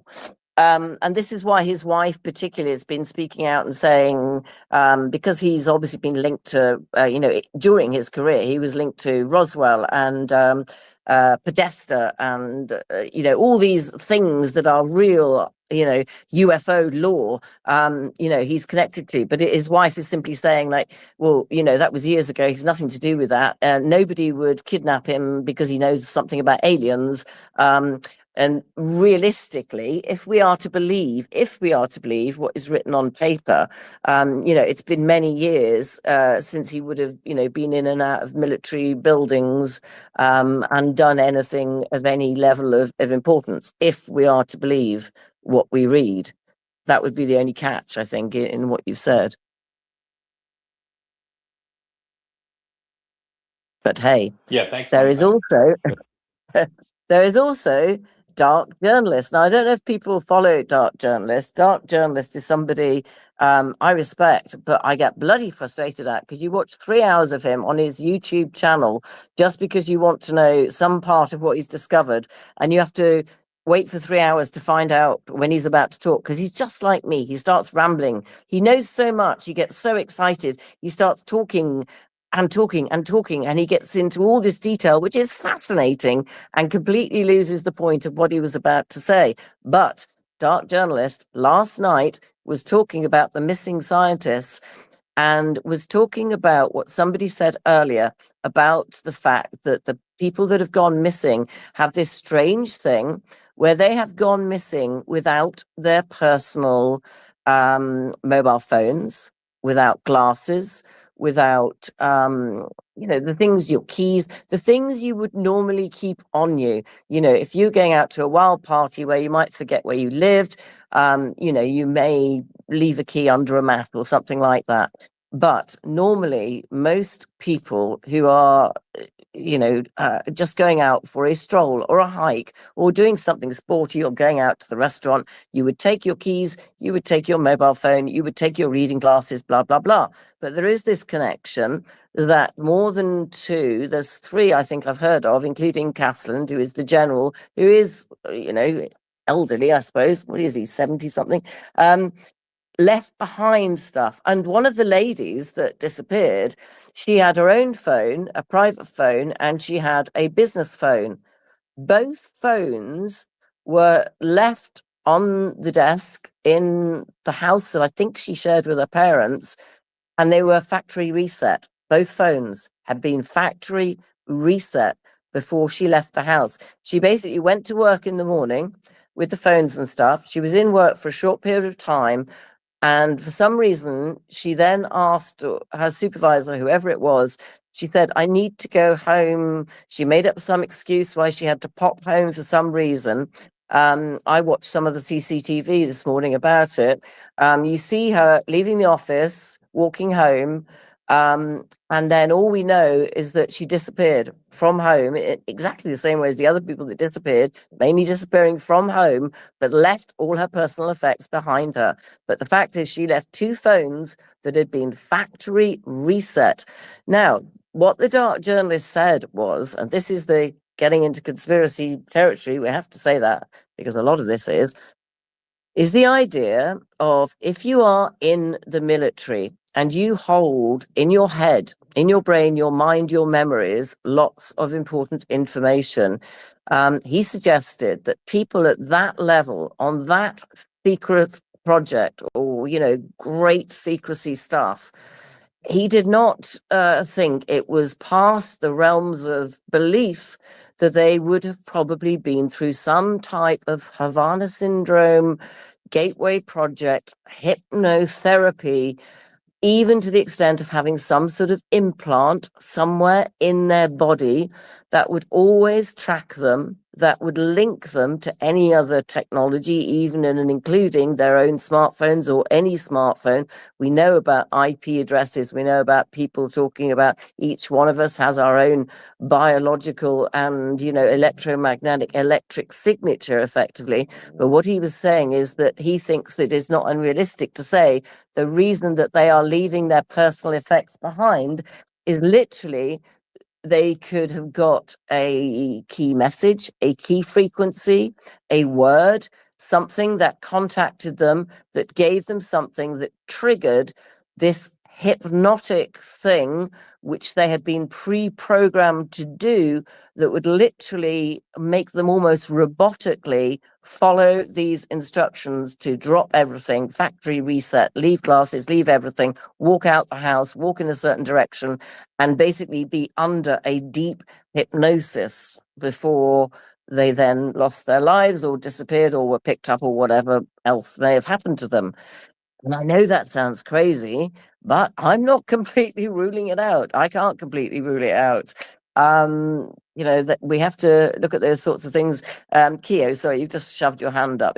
Have I triggered some thoughts in you there? Yeah, repeatedly. because I, I don't really know the question I'm looking for, because the technology has been the substance of everything since, since Hitler. You know, we get the German scientists drop the bomb. You go from like Jewish space lasers to the fires out in Hawaii, the Malaysian flight. All this type of technology that we're kind of getting access to. The Havana syndrome and the discombobulator, or whatever Trump called it. It. I think the question is like, what is what is the purpose? Like, are we protecting ourselves? Are we projecting power? Like, because it always seems like we get these little hints of what's to come. You know what I mean? Like, all of a sudden the media is like, oh, these the biological labs don't exist in Ukraine. It's all over the news. Oh, these don't exist. They don't exist. And then in Congress, they exist. That like, what are we trying to hide? What are we trying to gain? Like, are we in trouble, or are we projecting power? Are we creating this? Is this coming from somewhere? Like I said, I kept putting my hand up and down because I don't know the exact question that I'm looking for, but it seems like the trajectory of this information has, gone from a world war to the assassination of Kennedy to like this ultimate, like, above the president sect of secrets that's going on. Like, I'm trying to figure out like where it comes from, like what's the purpose of obtaining it and hiding it, instead of, because ultimately, like, the belief is that this is like a free energy type of information that's exposing itself, and through that comes weapons and everything, of course. You listen to Terrence Howard, and all the stuff, all the stuff that he talks about, the flying capabilities, but then also the shooting guns with water and stuff. So, do like I said, I don't know what the question is. Do you think that this is a positive or a negative that this is coming out? Like, what do you think You don't have to ask a the reason question. It is was just because you raised your hand when I was talking about the idea of hypnotism or even implants on people that have specialist knowledge. But I think, I'm agreeing with what you're saying. I think, the fundamental theme here is that probably the most dangerous weapons are the weapons that you can't see coming, you don't hear them coming. They are, frequency orientated or frequency related, sound waves, energy waves, gravity waves. And we're going to come on to gravity waves next, because I'm going to go into a bit more detail about Carl Grillmeyer, who's one of these scientists that have disappeared, because I want you to listen to a bit of his background that might link him particularly into 3i Atlas specifically. But I just want to check on Mav. Mav, you've not said anything for a while. Do you want to come in on anything? I'm reading the comments. Ethos posted a good one. Did you hear anything about General McCaslin and having a repairman at the house with him when his wife left, and then when she returned, they were both gone? Yes, yeah. And that does make you think. The sort of, I think I used the word collection. If you are put in a hypnotic state or whatever, told to drop your things, your glasses and your phone and whatever, and then there has to be some way of covertly getting you escorted or collected. Yeah, I don't, well, who knows, but it does sound a little bit suspicious that nobody knew who this person was. I see. I also think with McCaslin, and I know it's a strange thing to say, his wife was a very, very, academically intense, knowledgeable. She's not stupid. She is very, very well qualified and knowledgeable herself. I think she knows. I mean, for everything I've heard, she doesn't seem that panicked or stressed by it. And all the comments that come out of her, she seems sort of comfortable enough. I think I think she might know what's happened. I don't know. I don't know. Or maybe he warned her in advance if something were ever to happen. Don't make a big deal out of it. Yeah, maybe. Right. Thank you for joining the room. If you've just joined, the room is not being listed for obvious reasons. It is a very sensitive topic. It is a topic that we are looking at that talks about underground technology, scientists disappearing, two of them being murdered in their own homes, fireballs coming out of the sky, the potential that 3i Atlas may be connected to this and may even be something that was not a natural comet and something that was designed potentially as a type of test meteorite comet, of which I managed to find out is something that is part of what these people are doing. Space is now the place to be for military advantage, for energy, for surveillance. Everything is about space, and I think, you know, ordinary people like us on Earth have no idea the importance of what is going on in space. I really think we are in a huge amount of, you know, rapid technology and infiltration into the space area. And I think, you know, we talked about Iran came out, didn't they, just recently, and we looked at their long range weapons. There was a whole false flag that I believe on the Diego Garcia accusation of whether Iran had long range enough missiles to be able to hit Diego Garcia. Well, there is also the possibility that that was all controlled from space, which I won't go into now, but I am saying space is the place to be. And these 6 people certainly do connect not only on a federal level, but also on a knowledge at a cosmos astrological level. Now, okay, we're going through some of these people. 6 scientists disappeared. We've looked at McCasland and Razor. I want to look at Carl Grillmeyer. Now, Carl Grillmeyer is one of the 2 people that were shot, murdered in their own homes, for which there is no active investigation going on, I am led to believe, from everything I can find. The story with Carl Grillmeyer is a bit of a convoluted one about somebody potentially who was a carjacker who was seen in the area. Well, as Dark Journalist said, Carl Grillmeyer basically lives in the middle of nowhere. He lives in nowhere land. And the person who is the carjacker had actually been, you know, held and reprimanded by the police in the area some weeks prior to this whole event happening, and he'd been released. And if you are a carjacker, you don't go to a place in the middle of nowhere where there's no cars. Anyway, one thing and another, both Nuno Loureiro, the plasma physics MIT scientist that was shot in his own home, and Carl Grillmeyer shot in his own home, neither of them seem to have any active investigations going on at all as to who killed them. To me, that is already suspicious. If that happened in the UK, it would be front page news, I can tell you. So, Carl Grillmeyer, let me tell you a little bit about this guy. So, he's basically Caltech based at this time, at the time that, you know, he was murdered, which is, you know, only 6 weeks ago, whatever it was.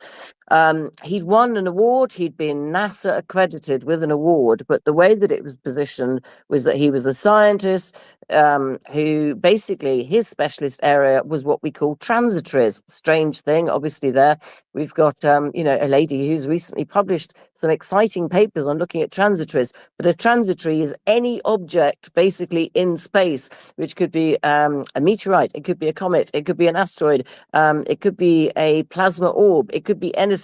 It is an object in space, and transitory obviously meaning that it is not a permanent planet-based Venus type thing that is there a long time. So Grillmeyer was an expert in objects in space and things. And his actual CV and related sort of LinkedIn pages and stuff basically puts it along 3 themes: stellar streams, galactic structures, and dark matter mapping through stellar debris. Now, the more that you hear the words in his profile, the more you think of these fireballs in the sky. This guy was the absolute expert, it appears, on things like how things fall out of the sky, why they fall out of the sky, what size they fall out of the sky, how fast they fall out of the sky. So, stellar debris. And basically, he'd also done a lot of work on neutron star collisions, which is basically when a star is formed, a massive amount of energy, two stars come together, bang, they can either create a black hole or create this massive amount of energy, which actually produces what are called heavy elements. This will include things like gold and platinum, but also, most importantly and relevant to this, creates large quantities of uranium, plutonium, and all these other things that end in IUM that are required, that are difficult to get because you can't get them on Earth. They come from, many, many decades of erosion and many, many decades of depreciation and all the words that I can't think of in that vocabulary. But stellar debris, nuclear stars, all of this is pointing to effectively powering free energy, which is plasma, nuclear fusion, which the MIT scientist that died was a specialist in, and obviously, nuclear energy and nuclear militarization from space, in space, all those types of things. That's what he was doing. So he wrote several papers probing galactic dark matter with stellar debris streams, exploring the galaxy with stellar streams. And he was part of the Caltech thing. As I said, he had a NASA award. But what we didn't know is he had a lot of connections that were not public, that were not on his CV, that were not on his LinkedIn, that you had to dig quite deep to find. Grillmeyer was an astrophysicist working on stellar streams, Milky Way structure, and dark matter within the Caltech, IPAC, and NASA science ecosystem. This is serious space science, but is not the same thing as saying he was just sitting there all day looking at objects and neutron stars, because it seemed like he had a bit of a double life that nobody knew about. He was on something, right? Get prepared for an acronyms. Grillmeyer was on the W1st AFTA Science Definition Team, which ties him in to the major NASA astrophysics planning track that became the Nancy Grace Roman Space Telescope architecture lineage. Long story short, because I've got lots on this, there's a project called Euclid, EUCLID, that NASA have been doing in NASA's Science Center that is based through Caltech. And this whole project is all about looking through these amazing telescopes and prejudging things flying to Earth. It is massively federal funded. The Pentagon money going into this and the black project money, we know there's money missing from military budgets in the US. Well, I think a lot of that money is heading this way because NASA's own data repository metrics identify billions going into all the stuff that Grillmeyer was working on. So we can look at him sort of as a defense scientist. It doesn't sort of place him directly in actually working within a federal science contractor, but the money was coming from a contractor. It was controlled by a contractor. The projects he was on were related to external contractors. So in every sense of the word, he was a sort of military defense scientist contractor where the work he did would not be able to be FOIA'd because it would have been put through contractor type programs. So his official Air Force biography, from McCasland, then connects McCasland to Maguire because the space acquisition special programs and stuff that McCasland was on were the same projects going through the same sort of contractors that were named on the Carl Maguire stuff. And because he was a specialist on all the meteorites and things, as you can see, he was connected to Razor through the alloys that she was working on that would be required for the Aerojet Rocketdyne products. And this is the best evidence ever that absolutely 100% on paper puts Grillmeyer, McCasland, and Razor all in one federal space project that they all would have been working on together, even though nobody would have, from an external point of view, seen it. And it was all going through a DARPA program on the 2026 budget from you can get it on the website, the US military budget that was put out for 2026. I went through it and it is listed on the 2026 budget under space programs under the DRACO program. This is DRACO, which is developing a nuclear thermal rocket.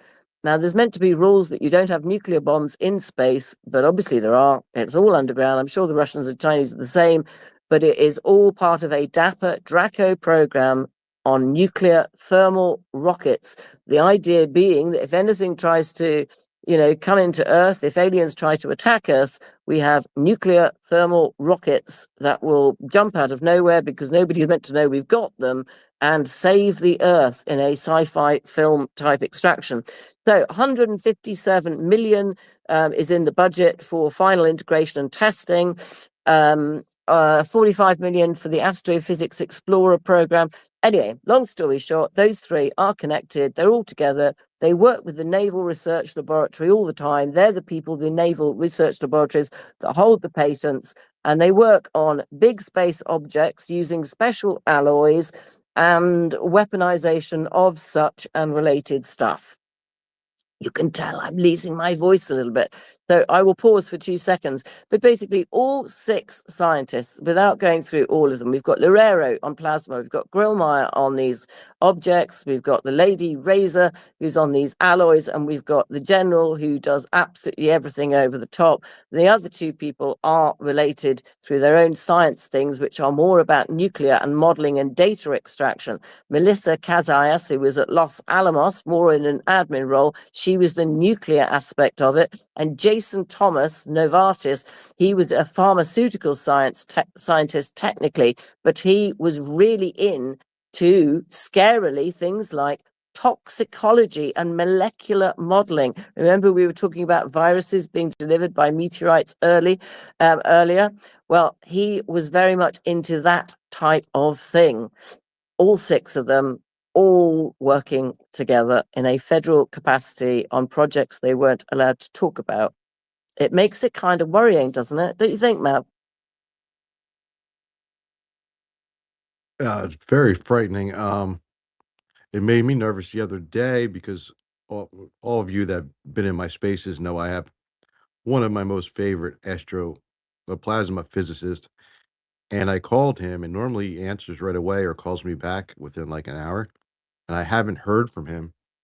And I tried him again today, no answer, but he has been posting, so I'm hoping he's okay. I'm gonna try him again tomorrow, but it's definitely making me nervous because of his background as well. Yeah.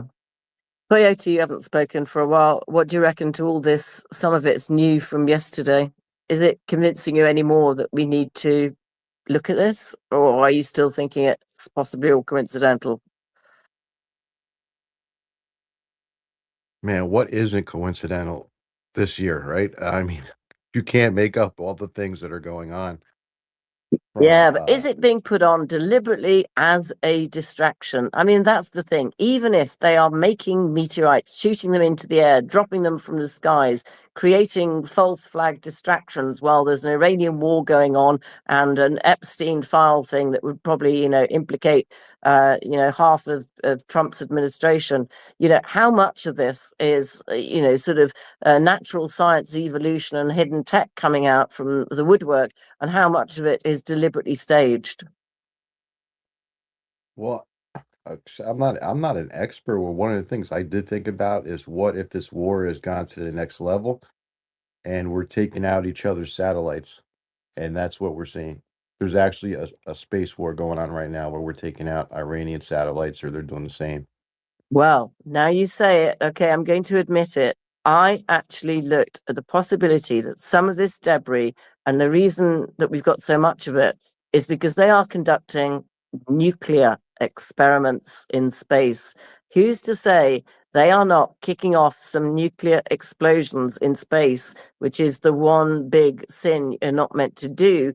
And the debris that we're seeing is debris that they know they could get away with because it would be radiation based, because debris coming from most comets would actually have a radiation element to it. We know that everything that is, in space moving around, comets, meteors, whatever, is covered in plasma, which already gives off a low level gamma radiation. If you are going to kick off some nuclear experiments and things fall to the ground, you'd be able to get away with it. I kind of question that. I know that is a horribly, big jump to even think about it. But the reason I'm substantiating it a little bit is because Stefan Burns, who is the meteorologist who has looked at a lot of these things, has found some massive anomalies on this solar cycle 25, where we've had these big KP indexes, electromagnetic anomalies that are very strange, where within a quick sort of 6 or 8 hour period, you've had sudden spikes in electromagnetic readings that are not accounted for by anything else, that are equivalent to what used to happen in the 1970s when they were doing the nuclear testing down in the South Atlantic off the coast of Australia. There were big freakish changes in the magnetic, the magnetic layers, and these have been picked up in a similar fashion. Some of the work that he's done, he thinks there is some sort of nuclear testing going on somewhere that is causing these massive spikes in recent data. And I just question, maybe that testing is in space. Can I share on that money really quick? I got an interesting story from Parker Solar Probe. Yeah, go for it. Okay, so third-party contractor back in 2022 and onwards, not anymore, but for NASA, Lockheed, JPL, Raytheon, every single one. And we had the Parker Solar Probe, pretty much trophies or statues all over the workshop. We worked on that. By the time I was onboarded, they had began wrapping up the stuff that was all already going up. They were finished. The contract was done, but we were still very proud of it. And fast forward to 2022, just started a YouTube channel following Mr. MBB333. Kind of have a similar interest in everything in outer space, the sun, etc. And I had already been plugged into, I have in my favorites tab, NASA SOHO instruments, and I was watching that occasionally, maybe once a week, or every time I went to do a YouTube live, I'd check on the recent solar activity to see if we had any major solar blasts. And sure, son of a gun, one day wake up and Mr. MBB333, he's got this video of the sun releasing the largest recorded CME, coronal mass ejection, in the history of anything we've ever recorded, but it was on the reverse side of the sun, not the Earth side facing, and it just was like from every single direction, you just see a massive explosion that is like 25 times the size of the sun. And obviously, if that was facing our direction, that's an extinction event. So I go to Soho and I watch the footage, and I got to go to work because, like I said, I saw this in the morning and I got to go to work. So I'm like, okay, I'm going to download this, or I'm just going to feed it into my live stream tonight and make a video on it. And sure enough, I get to work and I'm talking to the guys, and they're like, "Oh yeah, you should look at the recent news articles for Parker because they're planning on sending Parker through some solar wind very soon." And sure enough, they had already done it, and actually they did it on the same day. They sent Parker Solar Probe, the closest to the sun it's ever been, through its solar wind the exact same day. We had the largest ever CME recorded on the sun. And then when I went to make a video, NASA had scrubbed all of the footage. It was all gone. However, I still was able to share what I had pulled from Mr. MBB333, and I made a video on it, and I made a video on how NASA scrubbed all the footage. At the end of the day, was it an anomaly that happened? A coincidence? Sometimes these things maybe coincidental in the way that they are synchronistic. Was there actually something nuclear related to Parker? Maybe. Or maybe was it synchronistic, or another type of an anomaly caused something very crazy to occur? But I just wanted to share that story because you can compare. This is nuclear. It was the largest ever recorded nuclear blast. The closest to the Earth that has ever been recorded in history happened the exact same moment we flew Parker Solar Probe, the closest it's ever been to the sun. So how wild is that? Yeah, it's wild, but I'm not surprised. There was a strange thing. I think it was October, November, where there was a massive anomalous jump, and NASA and NOAA, NOAA, um, wiped, I think it was about 36 hours of data. And Stefan Burns and a couple of other people that I follow online that look at solar weather, there was a lot of action going on at the time, were all saying this is unheard of. We've never had data completely wiped like this. It just does not happen. And again, it was massive spikes in electromagnetics, particularly, but it was the sort of thing that could only be attributed to a non-natural cause. And following it, we had, I think, a lot of seismic activity. There were earthquakes in places that wouldn't normally get it, including the UK. We had earthquakes in the UK. There was a lot of seismic unsettlement that followed it. And I remember looking at a lot of people's reports saying, this just can't be right. There's no way 36 hours of data goes, but it's exactly what happened. And then you have to think back to 3i Atlas. Remember, Rep Luna had to step in to try and get the data on 3i Atlas that was put down to the government being shut down or whatever it was at the time. But NASA were deliberately withholding for quite a long period of time a lot of 3i Atlas data.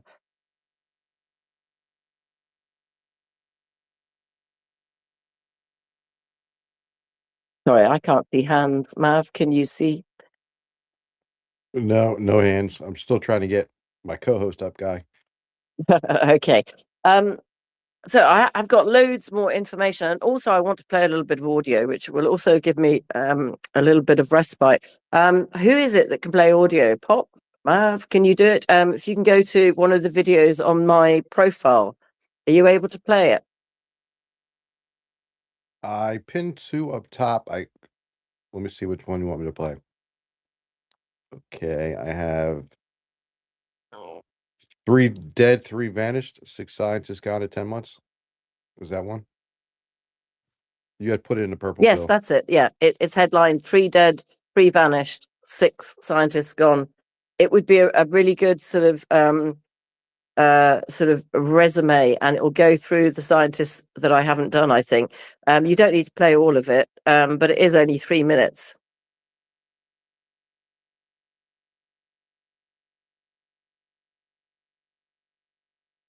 Is that okay? Is that something you can do?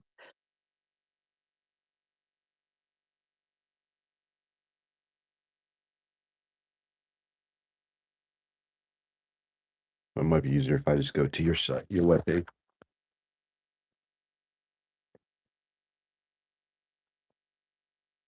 It talks you through how it goes on to the connection.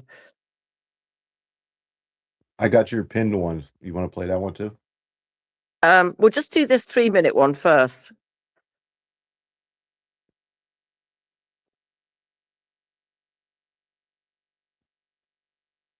All right, let me find it.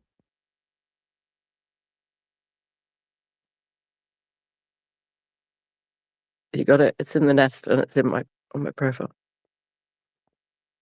Yeah, I can't find it on my my PC where I have to play the music from. Play it from. I got all No. federal projects.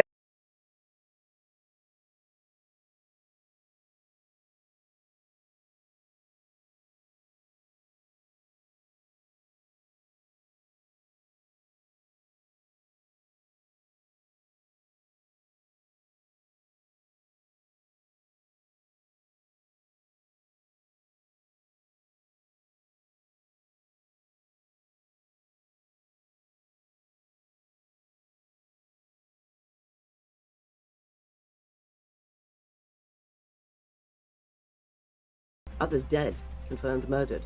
But new analysis reveals they were not operating in isolation, but inside a shared US. 6 American scientists and defense-linked researchers are now at the center of a deeply unsettling pattern.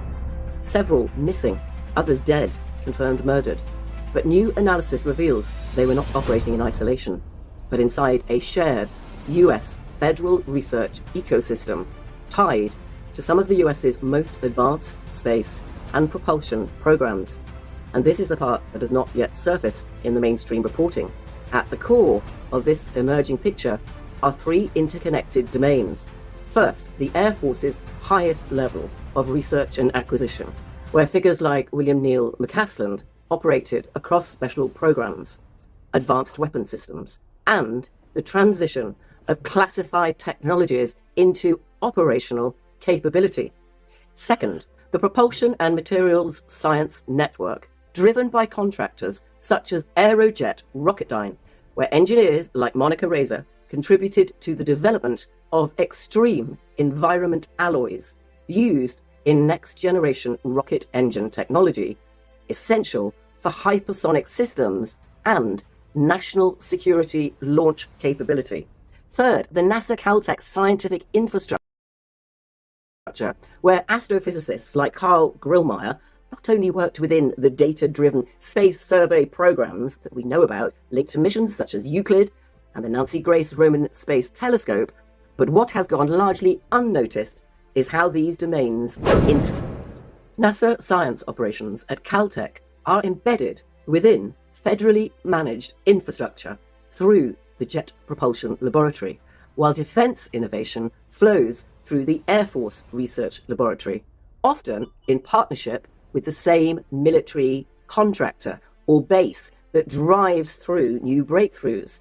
So the newly examined 2026 budget documents that I looked at show a crossover, not theoretical, an active one, expanding DARPA's DRACO program in developing nuclear thermal propulsion with planned transition into NASA operations, while materials science for extreme conditions like those developed through Aerojet and AFRL remains central to all of these military and civilian space nuclear ambitions. But at the same time, the US Naval Research Laboratory, go and check the patents, is working on gravitational waves, neutron star observations, pulsar-based navigation technologies that sit directly on the boundary between deep space science and next-generation navigation systems beyond GPS. Taken together, this is not a loose collection of unrelated individuals, it's a map of tightly connected federal ecosystem science brains all working together on this federal project linked by multiple budgets, multiple contractors, part of DARPA and advanced technology, secret systems, translated through now into the NASA empire, placing them closer to the intersections where the most sensitive work is being developed. So some of them are no longer here. Some of them are missing, but all of them played a critical role in secret advanced technology and science.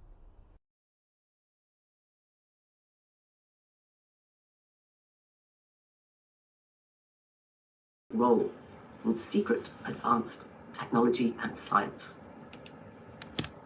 There you go. Okay, all right. So to take it from there, we've made the connection between all of them. Now, can we make a connection? Which is when I saw all that, I looked at the 3i Atlas stuff, like Mav was pumping out, saying 3i Atlas has not only been anomalous since we first saw it back in July, and then it got more anomalous, the tail, or the coma as it's called, which is the outside, the sort of plasma sheathing, the inner bit being hardcore nickel. We look at the speed of it being strange, the size of it being strange, the ellipsis being strange, the trajectory being strange. That Avi Loeb, throughout months of interviews and stuff, as it was moving around, was saying there's something odd about this. When I looked at these scientists and I grasped what you've just understood about the potential federal connection and DARPA connections to it, I then basically put into AI, and I'm going to read it out to you. This is me talking to the AI. Okay, I will tell you where I'm going with this. I know it sounds ridiculous, but when we look at meteorites or asteroids or objects that don't conform to the normal patterns, and yes, I am thinking of 3i Atlas, which was a heavy, nickel-based, unusual large object which did not follow traditional paths, is it possible that this technology could make something like it? I just discussed the technology those 6 scientists had worked on. And I expected to get a kick in the butt saying, "Don't be stupid, Moneypenny, you idiot. Of course, you're completely delusional." That's what I expected to get back. But instead, I got, "You're essentially asking, could a large engineered nickel-based object behave in space in a way that looks like an unusual asteroid or interstellar object? That's an interesting question. And actually, it's not such a stupid question. It could well be possible." At which point I went, "Oh, sugar," or something a bit louder than that. So you then look through, you need a gravitational acceleration. You need an odd compositions. You need the signals to come off it. So being metal rich, reacting differently to ice and stuff like that. It was giving off, if you remember, carbon dioxide and oxygen in a way that wasn't quite so normal. The tail, as we call it, was sort of one day it was there, the next day it disappeared. The tail was not normal, and it had strange trajectories. It was hyperbolic, high velocity 1 minute, going too slow the next, too small the next. If you think about the history of the reports on it, there were constantly things that people were questioning. So basically, I went through this procedure with AI. Could a metallic object that was produced by these 6 scientists effectively, let's say for a deception or even for a test on something like Jeff Bezos having put a load of money into looking at putting a big test object up deliberately to test his super weapon that he had just put billions behind, which is effectively an asteroid killer gun weapon? Somebody would have to develop a big object for his killer weapon to be tested on. So that was what I was thinking in my head. This sounds strange, but hang on. I know Bezos announced in February that he'd got this killer weapon that, it's just like the films, isn't it? It's bang on. The film's massive object heading towards Earth. We're all going to die. Has anybody by any chance got a super weapon up in space that we could sort of blast it away and save the world?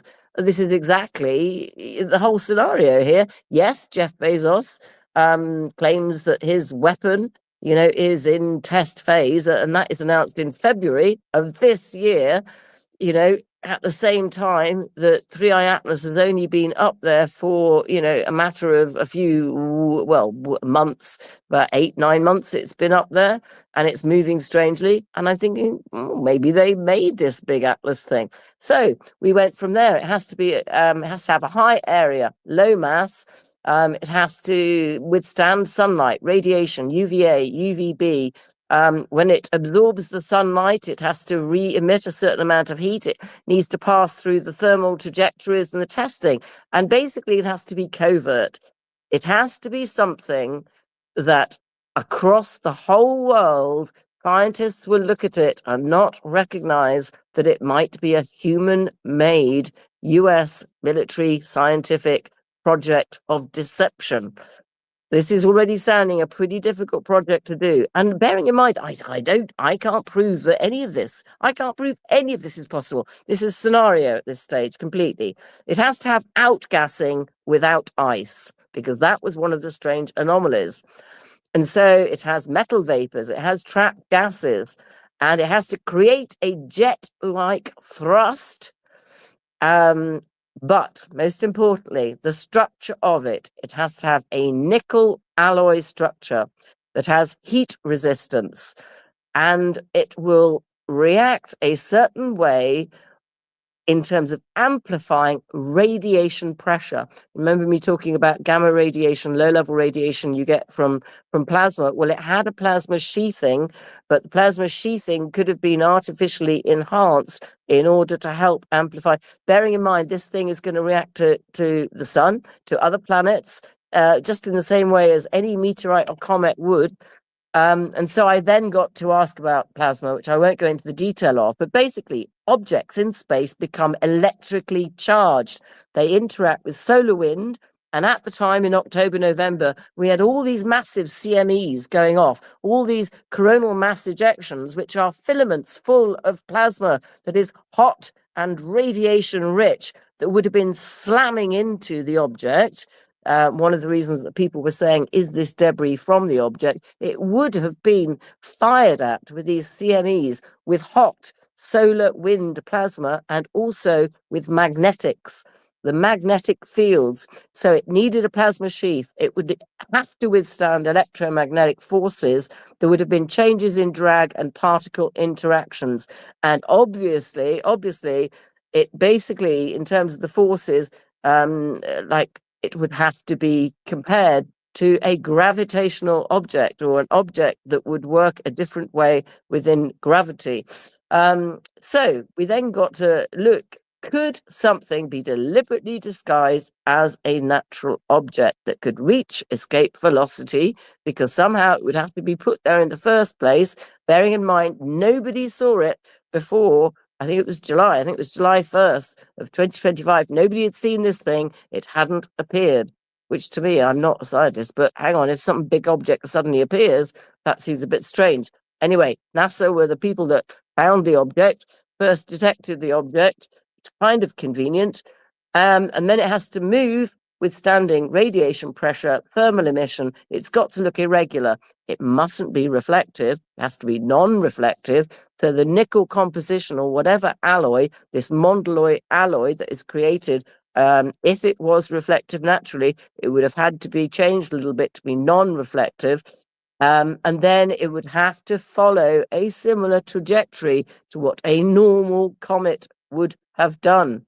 So in some ways, it's got to be under power or under control in some way. So you take those scientists, you look at what they did, they would have to be proficient in orbital mechanics, material science, thermodynamics, lots and lots of specialist design. They would have to be familiar with the artificial origin of different observed objects. But luckily, they had Carl Grillmeyer. And this is what he was an expert in, that he had studied, that he was writing papers on. He was brilliant at that. Then the plasma coating of it, which is called the coma, they would have had MIT scientist Nuno Loureiro. And that is what he did. He was the scientist that knew everything about what you need from plasma sheathing. So one step to another, on paper, well, on computers, everything that the AI went through logically through progression seemed to suggest it might be possible. At which point I fell off my chair, dropped my gin and tonic, and ordered some fish and chips from DoorDash. Mav, you're laughing at me, aren't you? A little bit. Yeah, I don't know.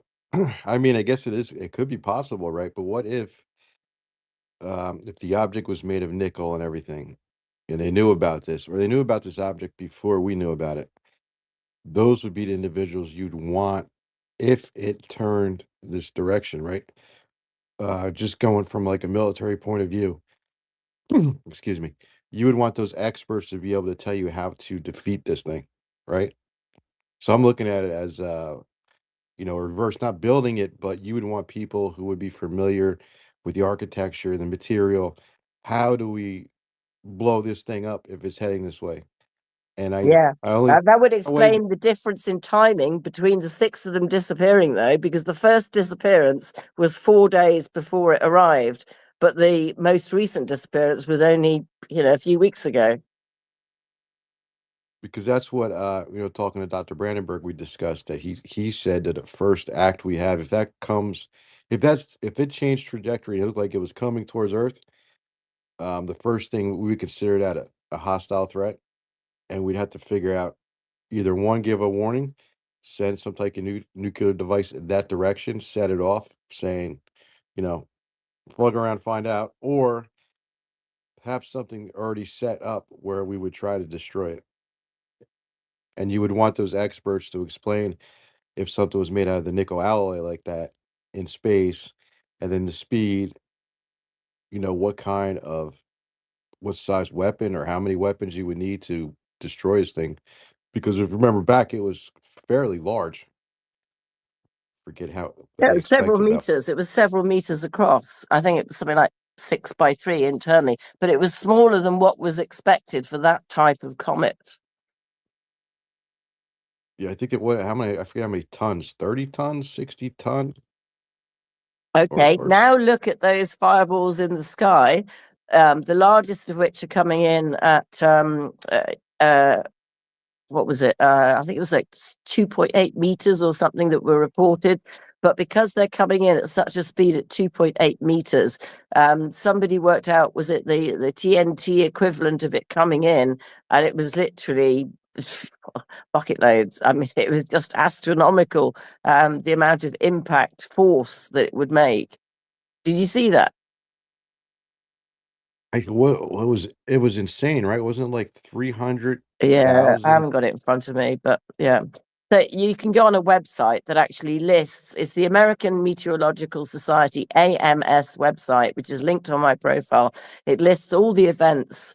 An event is basically a fireball event, which might have anything between 50 and several hundred sightings, depending on how far it went. So, for example, the Ohio, Texas, California sightings, you know, a lot of them went across multiple states. The fireball that crashed into the house in Germany initially went over the UK, Belgium, Sweden, I think it was, something like that. Several European countries. There were over 200 odd sightings of that fireball, even though it, you know, it descended in Germany. It was seen in many countries on its way through. So you can actually look at the statistics of these. But you know, as you say, if they're coming in at such speed, they're bloody dangerous. They were described as the size of a melon, some of them. But if you go onto that event's website and you live nearby, bearing in mind that it's extremely valuable to grab a bit of whatever is dropping from the sky, because it's important to science to go and examine it, it tells you and shows you on a map the radius of where the thing has dropped. And it gives you like a Google map of where to go and find it. I tell you, if it was me, I'd be off. No matter if I'm on crutches or whatever, I'd be off to go and find it. I'd be on eBay flogging it off before I'd even found the thing. I mean, it's worth a lot of money. But I bet you there are people ahead of you that are scientists and military people who are going to go and swipe it up quickly if it is a fake nickel alloy that is based on 6 disappeared scientists. I just looked up because I was curious. We can't intercept a hypersonic missile, which travels between 4,000 miles per hour and 7,600 miles per hour. Three Eye Atlas was traveling anywhere between 70,000 miles per hour or up to 135,000 miles per hour. So, how would we even target this thing Well, we've if got it's a coming? nuclear thing. This is what these guys have been building, is bloody nuclear weapons in space. So presumably you smash it up into smaller pieces before it gets anywhere close, and then scoop up the debris using the Blue Origin, which is Jeff Bezos' money-making, asteroid-spamming, asteroid-killing thing, which describes making space billiards games out of bits of meteorite as part of the NASA DART mission. Yeah, I just don't know. I don't know. Well, there's different theories on that too, right? You wouldn't want to break it up. You'd want to change course from a distance, right? Yeah, that's what the movies say, don't they? Do you know how many movies I'm going to have to watch after this? The headline here, February the 17th, 2026. That's a few weeks ago. The headline is NASA sounds the alarm. 15,000 invisible asteroids are poised to destroy cities on Earth. Now, did anybody else see that headline? I think this is from a science publication. But the headline, NASA sounds the alarm, 15,000 invisible asteroids are poised to destroy cities on Earth. I think you'd read that again, wouldn't you? And this was from the American Association for the Advancement of Science in Phoenix. And it basically says, despite technological progress, humanity remains virtually defenseless against thousands of invisible celestial bodies capable of wiping out entire cities. Or I don't remember the Daily Mail telling us we were going to die from 15,000 invisible asteroids. And yet, a couple of days afterwards, Jeff Bezos has got the killer asteroid gun. Thank God for that. What would we do without him? Yeah, good thing we have him. Well, just think about the Three Eye Atlas, right? We didn't even identify it until 6 months, until it was within 6 months distance. That is not good, and that's huge. So imagine something smaller. Um, how much time would we even have? A month, 2 weeks, a week, a few days? That's the crazy part. Yeah, but it would make it much easier to fake it and just shove a man-made object up there, wouldn't it? That I mean, that is a possibility, right? I mean, a lot of people are saying with everything that's going on with alien disclosure, maybe it's not real. Um, maybe it's Project Bluebeam. I mean, there's opinions everywhere. As we hypothesize a lot of this stuff, I've been thinking about it too. I just haven't really vocalized it. But what if part of the geomagnetic flip could be pulling these in, right? Our magnetic field is in a chaotic state, right? And talking about like the fusion physicist that recently died, he talked about like for our Earth to remain stable and for our atmosphere or our geomagnetic field to remain stable, it does have to do a flip. So I'm just kind of thinking, what if there's anomalies and spikes where they are pulling in these meteorites? Is that a possibility? Well, I'm not a scientist enough to know, but I don't think that would override everything else that you have to combat out in space, because until you get into Earth's atmosphere and you actually cross the Van Allen belt and come into the magnetic, layers around Earth, it's not really relevant. And we're talking about what happens outside of Earth. By the time it's got that close to Earth, I think we're pretty much dead. I think it's too late. I think you're gonna have to hit this thing before it gets that close. I know one person who would know. I don't know if they're actually listening or participating. Doomer would know when it comes to reversing. He's hiding his. Where's my boyfriend? Well, I'm I'm not not saying allowed to these talk big about that. comments. The comments that we're seeing now, or the meteors that we're seeing now, I wonder if that has anything to do with any connection to these possible geophysical events that are. I think it's the reverse. I think the events we are seeing, I think it's a cat, what's it, chicken and egg thing. And I think you are describing the chicken and egg, where it should be the egg and the chicken.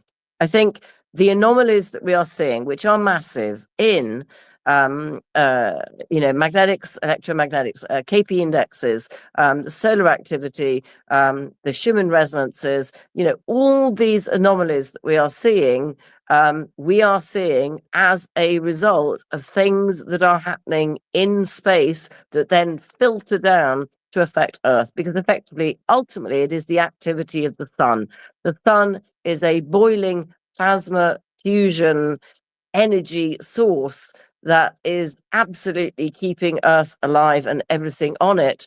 And we have a protective layer, or several protective layers that are drastically weakened by the impact of direct energy weapons, frequency weapons. Maybe a few people with hairspray in cans, although I don't believe all that green shit. Sorry, I don't. Ozone layers, whatever it might be. Now, we have seen massive anomalies. We've seen data being wiped.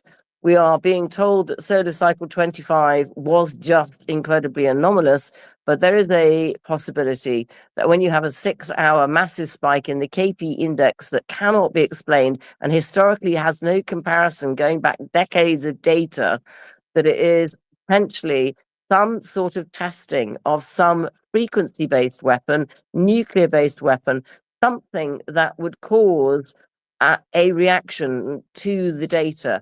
But I think it is something that is happening outside, potentially, of Earth's atmosphere that might be causing it. Because if there was nuclear testing happening underneath the Atlantic, we have data on what happened in the 1970s when that happened. We'd have comparative data. We know the North Koreans have tested nuclear. Obviously, the United States have tested their sonic Venezuela weapons and their direct energy frequency weapons since 2014, when we've been told that they arrived, probably a long way before that. But we have nothing that shows the anomalies that we are picking up in the last 10 or 12 months. And to me, that suggests there is something going on in space. There is testing of weapons or frequency-based devices outside of Earth's atmosphere. That's my personal opinion. It's definitely very, very interesting. We got Doomer. We got bring us to Doomer. Welcome up. Somebody was asking whether what were you saying, Coyote, about the meteors? You were wondering. It's just an idea I had. I'm just thinking, because during reversal period, the magnetic field is in a chaotic state. And like the sun, it's reaching. It's kind of like reaching its arms out, right? Like if you think of like, kind of like not it's not the same, but like the flare, how like you can visibly see a flare coming out, right? This band. And you kind of think of that as well, like these spikes and magnetic anomalies, right? During a reversal. I'm just kind of theorizing here, like what if we are in the midst of this reversal, and one of the outcomes is these fireballs, and maybe we'll see a lot more in the future, right? So it depends on what the fireballs are, right? And also, everybody is talking about a reversal and a pole shift as though they're the same thing. And in fact, incredibly educated people, people in STEM fields, often confuse a reversal with a pole shift. So just so that everybody's on the same playing field with geophysics, a reversal and a flip are the same thing. A shift and an excursion are the same thing. A flip or a reversal is not the same thing as a shift and an excursion. So the flips or the reversals, they occur every 300,000 years. Last one was 786,000 years ago, so we're overdue. Since we don't have any human recorded history for the last flip, what is affecting civilizations are the excursions or the shifts. The pole shifts happen on a cadence of every 6,000 years, and they're way more destructive or severe every 12 to 13,000 years, and they're even more severe every 24 to 25,000 years. So really, in terms of empirical evidence that we have, we're really talking about pole shifts. And what is causing the pole shifts is not the same thing that is causing the pole reversals. So Coyote, when you're looking at those models that you see from NASA, the blue and the yellow stuff, the models say, hey, these shifts happen as part of the natural geodynamo. That's on a cadence of every 300,000 years. And we're talking at least thousands of years for those shifts to happen. I want to be very clear about this. There's nothing in the current model of pole shifts that says the poles need to flip in order to maintain their stability. What we do have is the opposite, is that the general model that you have from mainstream geophysics, known as the convective model, doesn't have shit to explain currently what is happening. There's no good or even reasonable or non-brain damaged explanation that is causal for the current geomagnetic excursion or the current drifting of the poles based on the regular model. The regular model is the convective model, meaning that changes in density in the outer core and heat explain the geodynamo, but then these cannot explain the shifting of the Earth's magnetic poles, especially since 1859. And this is where Moneypenny is right. The best explanations that I'm aware of, that I've heard, are interstellar and intergalactic explanations. The magnetic anomalies you see in planets in our solar system that have a magnetosphere, also regarding the magnetic anomalies of the sun, its 11-year cycle notwithstanding, and anomalies that you see in planets with a magnetosphere outside of our solar system and even beyond our galaxy. In other words, you cannot attribute everything ultimately to our sun. We are seeing magnetic anomalies outside of our solar system in other stars as well. So the sun is not the original cause of this, because the sun's activity itself is governed by magnetic reconnections. And here you have to wonder what might affect the orbit and the trajectory of meteors. If meteors are primarily consistent of ferrous material, a change in the magnetic dynamics of other planets and other stars will have an effect that could easily overwhelm the strength of gravity. In other words, where you might change the polarity or the strength of a star or a large planet, you can easily disrupt the orbits of a large ferrous body like a meteor. So, yes, when you look at the pole shifts, for some reason they coincide with much more magnetic impacts on Earth. There's a clear, undeniable correlation between asteroid impacts here on Earth and the coinciding pole shifts. So, I want to be really clear. We're talking magnetism here, and we're talking electromagnetism. And the best ultimate cause I've heard is a combination of three things: the galactic current sheet that has the effect of a magnetically nullifying dust, that has different like has waves of effect, several light years high and several light years long. So as solar systems and galaxies pass through the different oscillations of this galactic current sheet, you have moments when solar systems and planets and stars are heavily affected by this magnetically nullifying dust, and then everything goes haywire, and then you clear through them and things stabilize again. The other two ones I think are compounding: an iron planet, a planet X, a planet 9 that has a large iron core, and likely also a binary black sun. And so if you think about these cycles, if you have something that's sort of regular, like the galactic current sheet, and you have maybe an iron planet on an ecliptic that's not planar with our solar system, that might have an extremely eccentric orbit, maybe when this iron planet coincides with every other 6 to 7 thousand year cycle, and then on top of that a black sun, this might explain the more extreme cycles, like the Lechamp event 42,500 years ago. So what I'm saying is, I agree with Moneypenny. If you look at the big picture, there's something intergalactic happening here. However, I would not attribute it to our weapons testing, and I would not make the ultimate cause our sun. Our sun is still a dependent variable here in the overall scheme of things. And the pole shift is not a phenomenon that is local to the planet Earth. It's very interesting that there's other solar systems that are being impacted. I didn't know that, Doomer. That's why I brought you up. I know you're all into that. What do you think about the idea of Planet Nine or Nuribu? I mean, hasn't been. I think it's one of the better theories out there.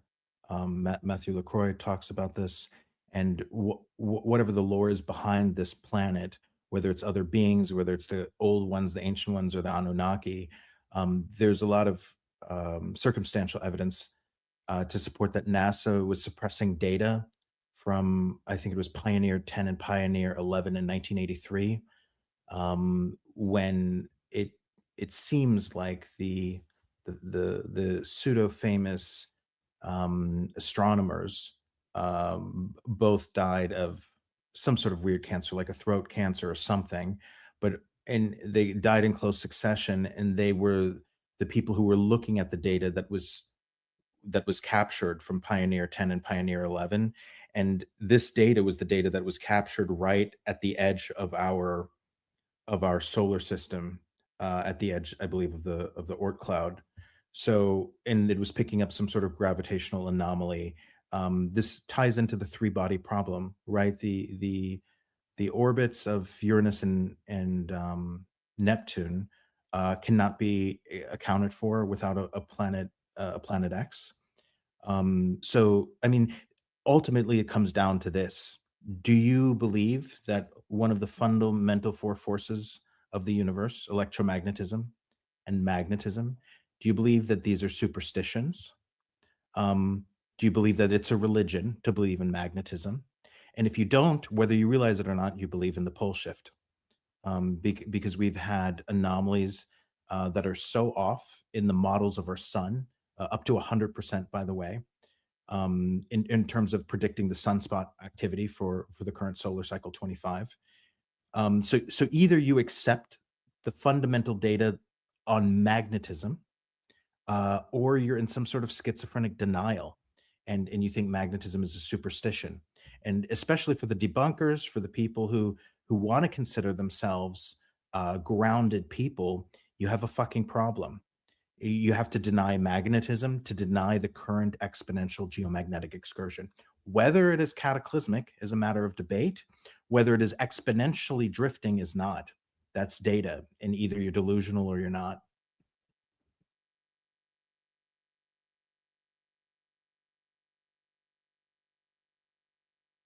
What do you think, Moneypenny? I love Duma. I was jokingly called his boyfriend. I think people were jealous. Mind you, I have to ask him a question because I've spent hours talking about this and he might have been listening and thinking, God, she's talking rubbish. Absolute rubbish. Duma, these scientists that are missing, do you think they are linked in any way to either Three Eye Atlas or the fireballs in the skies? That's a really good question. I don't think so, but I wouldn't dismiss it entirely. I think we need to acknowledge that a lot of our world is revealing itself to have been a lie. I don't think Three Eye Atlas is natural, and I because there's so much data that has been prevented regarding Three Eye Atlas. I pay less attention to it, but that does not mean that you can rationally dismiss and say it isn't possible. My current suspicion is that the missing and deceased scientists are the result of some sort of deep state or maybe negative aliens tying up loose ends because there's an awareness that some sort of confirmation will happen. But I wouldn't say that it's impossible. Does that make sense, Moneypenny? And I don't even know what all the Yeah. files are about. I haven't seen a breakdown as to how many of them are Starlinks, how many of them are meteors, how many of them do not fit the pattern of either. And the guy Ben Davidson, he is saying that a good 50% of them are UFOs, and normally he wouldn't even touch the subject of UFOs. So my mind is open to many possibilities, and I don't make strong statements on things I haven't researched deeply. So, Doomer, have you read into any Nero Lero's work? He was one of the fusion physicists that was killed. Like he was working on some Did pretty we lose radical anyone? I stuff. But can't hear anything. oh, can you hear me? It's Coyote. Oh, He just got back up here, so I'm not sure. Can you hear me, Doomer? Okay, I guess Doomer's recycling. is that better? No, I He's think recycling, so just give it a second, Oh, Coyote.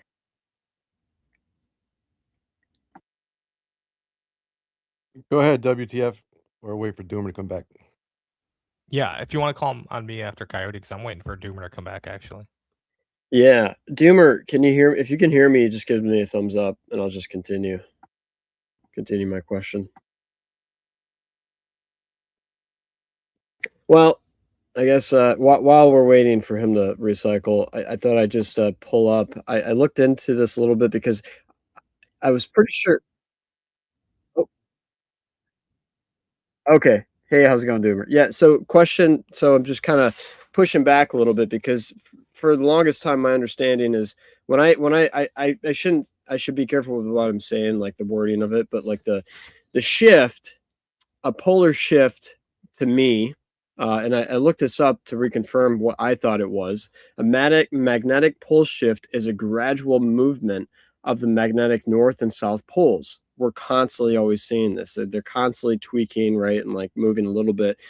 While a reversal is a complete geophysical event, right? So the sun does this. Other planets do this as well, where the sun every 11 years does a flip, and that is what we call the solar minimum and maximum periods, right? The minimum periods are, the minimum periods are when the sun's magnetic field is in a controlled state, or not controlled, is in a strengthened state, and then the maximum period is when it is in a weakened state.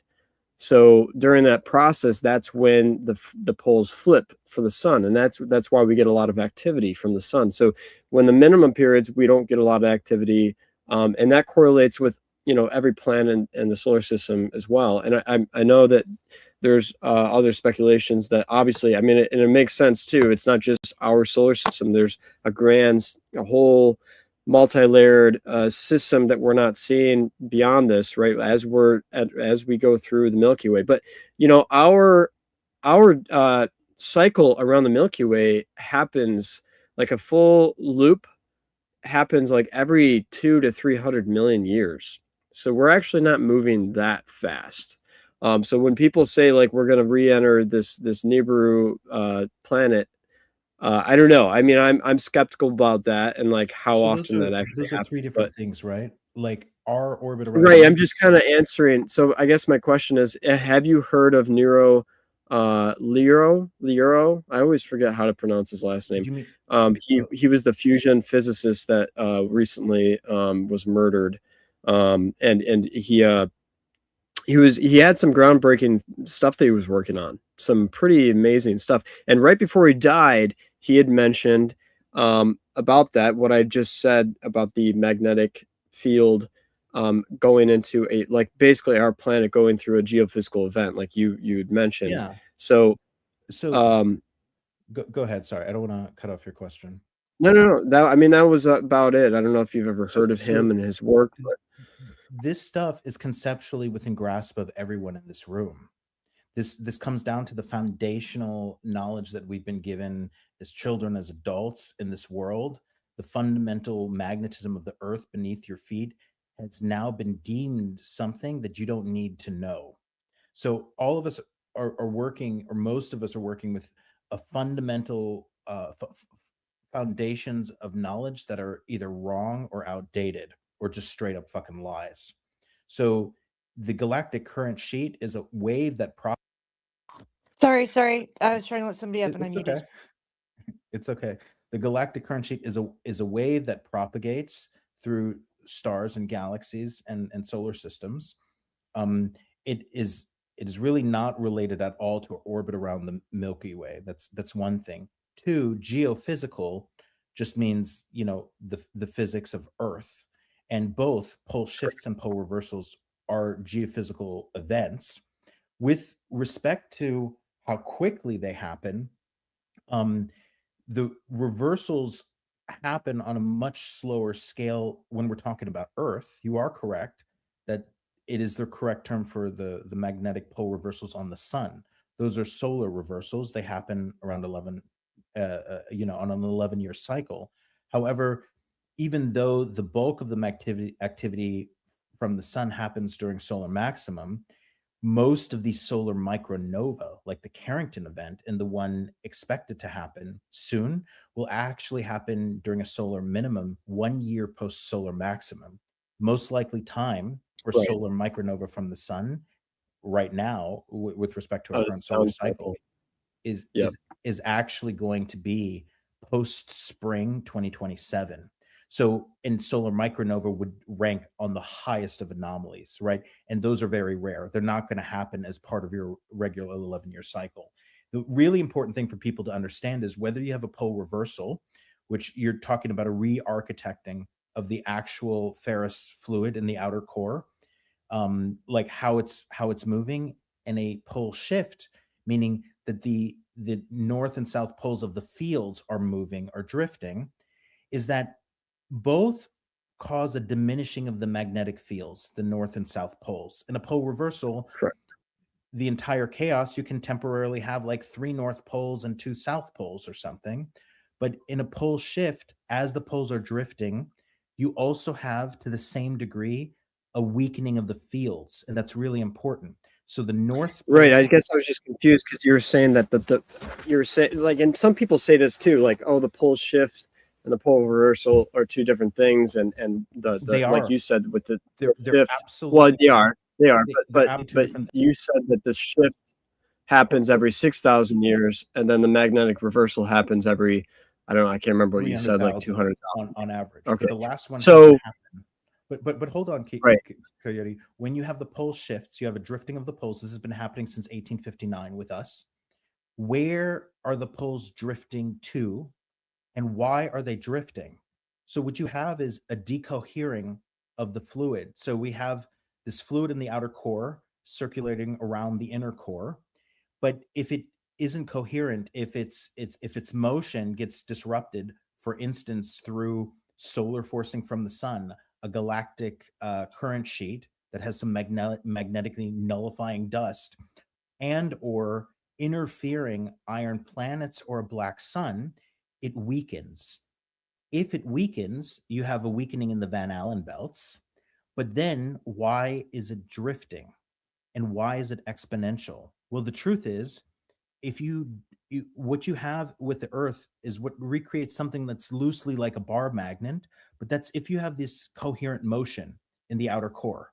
Imagine you have something like a washing machine, right? And somebody opens it, sticks their hand, and the drum doesn't cycle as strong anymore. You're going to have some water slosh around there. But the resulting fact is that if the fields aren't as strong, the North and the South Pole become more attracted to each other.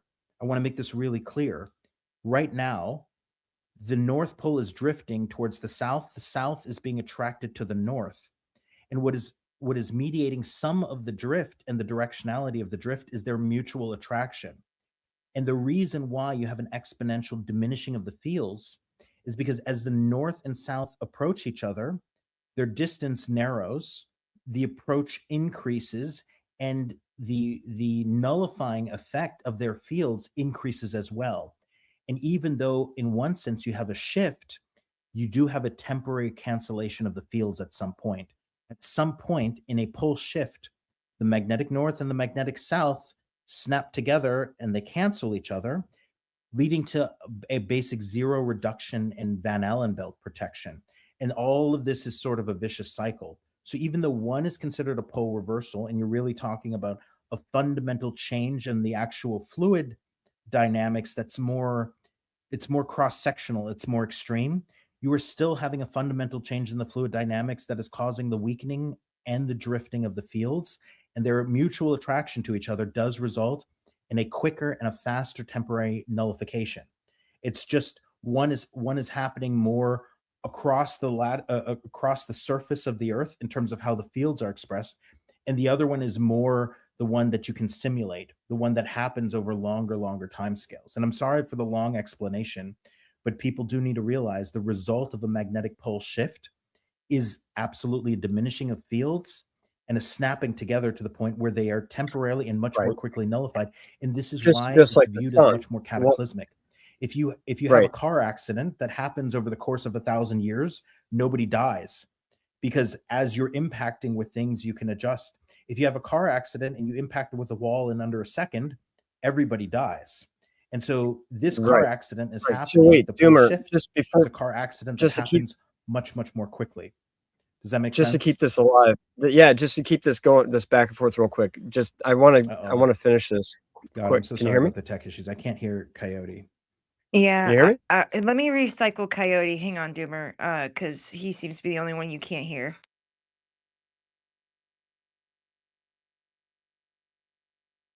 And in the meantime, there were three other hands. Keohany's had his hand up patiently for quite some time.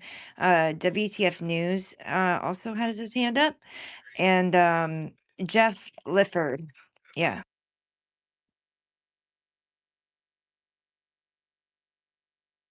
Know this is complex and a lot of people don't understand it, or I'm not pretending like I fully understand it. Mainstream science doesn't fully understand it, or at least they're pretending like they don't, right? And that's why I think it's very, we should listen to people that are, this is like their main field, like the fusion physicists. I think we should listen to them very, very carefully, right? Because there are things that are happening, and like just like you said, I think that's beautiful. Like, yes, there is the Earth's magnetic field will, just like the sun's, right before it does its flip, will weaken, right, and we'll see the Antarctic or the Atlantic anomaly. We've seen the Atlantic current system shift, the Yes, magma it's all in the one mantle, thing. the Yep. direction of the magma. Sorry. Go ahead, Coyote. What, what's that? I What happened? accidentally muted again. Big fingers. Yeah, no, it's the lag on the requesting. Okay.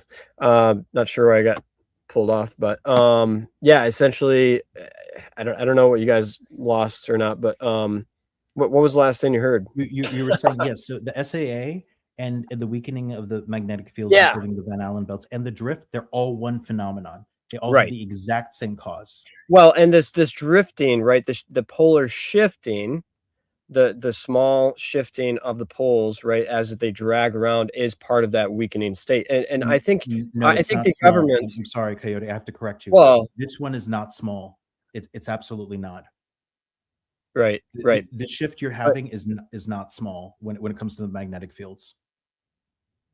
right. Well, what I'm saying is it is all tied. It's the same thing with the sun. And like if you want to take an example, just take it from the sun, right? But we have a lot of proof of this with Earth's core samplings as well.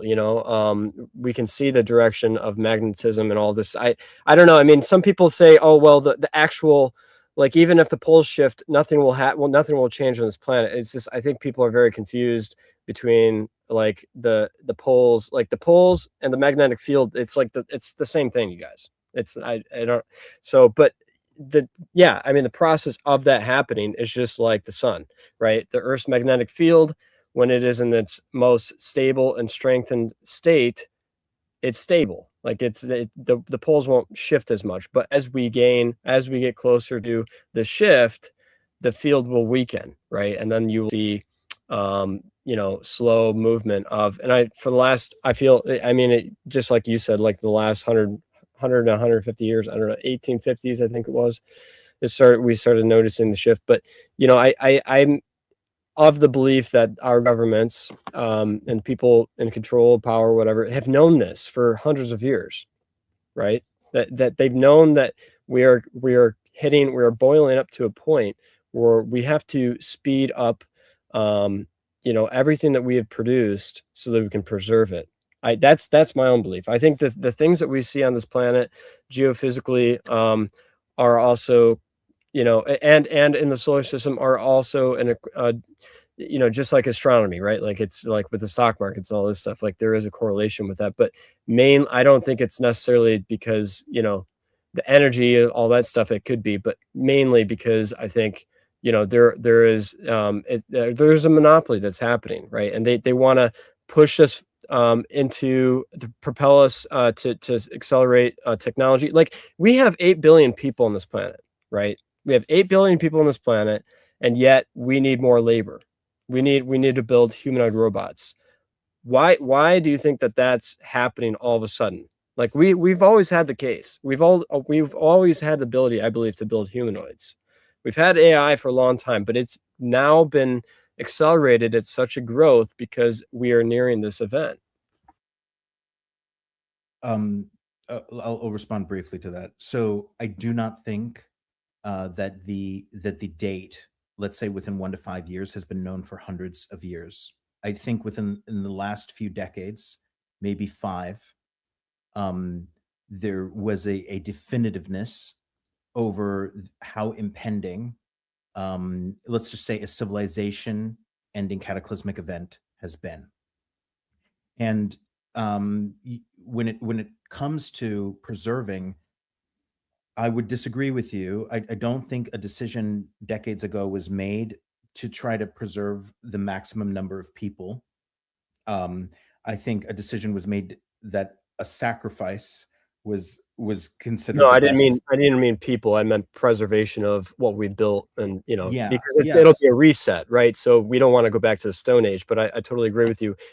We don't need more laborers. We need more jobs and stuff like that. We need to keep people occupied. But and that's the reason why I'm like, they're not. When they say that we're building these humanoids to make your life easier, that's a load of shit. Okay, it's like it has nothing to do with making our But lives so- easier. We're kind of getting off Well, topic here, and we yeah, got We to. are, sorry. and it's here's what I will say. If you want to understand what's going on, everybody who says follow the money really isn't following the money. The Right. grid is not being built out proportional to the investment in AI. So if you are putting in, $10 trillion into AI and data center build out, but the money you're putting into the grid expansion that's required to support those 10 trillion in investment is less than a trillion, then you have baked into your calculation that there is going to be 90% fewer people using the grid, or 90% less demand on the grid.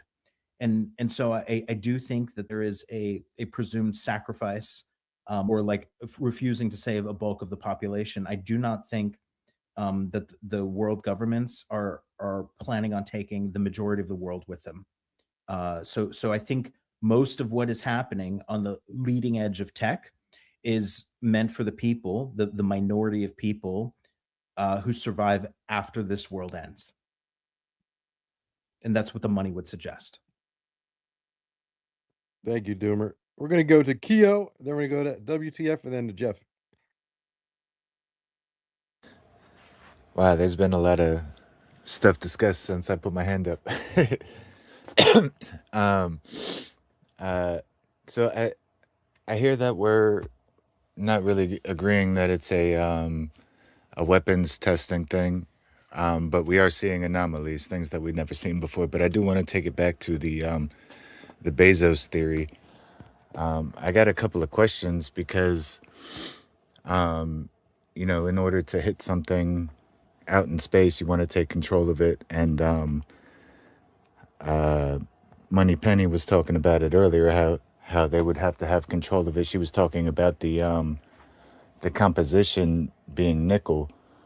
I was wondering if there's anything specifically like a graphene sulfate or something that activates under electrical pulse that's been found in it. And also, I kind of want to go back to the question that I didn't have earlier, going back to the scientists, because to undergo a mission like this, you got to compartmentalize people. So there's two reasons why they would be killed. Either they're gonna leak the information and tell about what's going on while it's not done, or or the mission's completed, the weapon's built, and there's no more need for the scientists. So now they cut them off so nobody can have the information about them. I was wondering, like what part of the process we're in, I guess.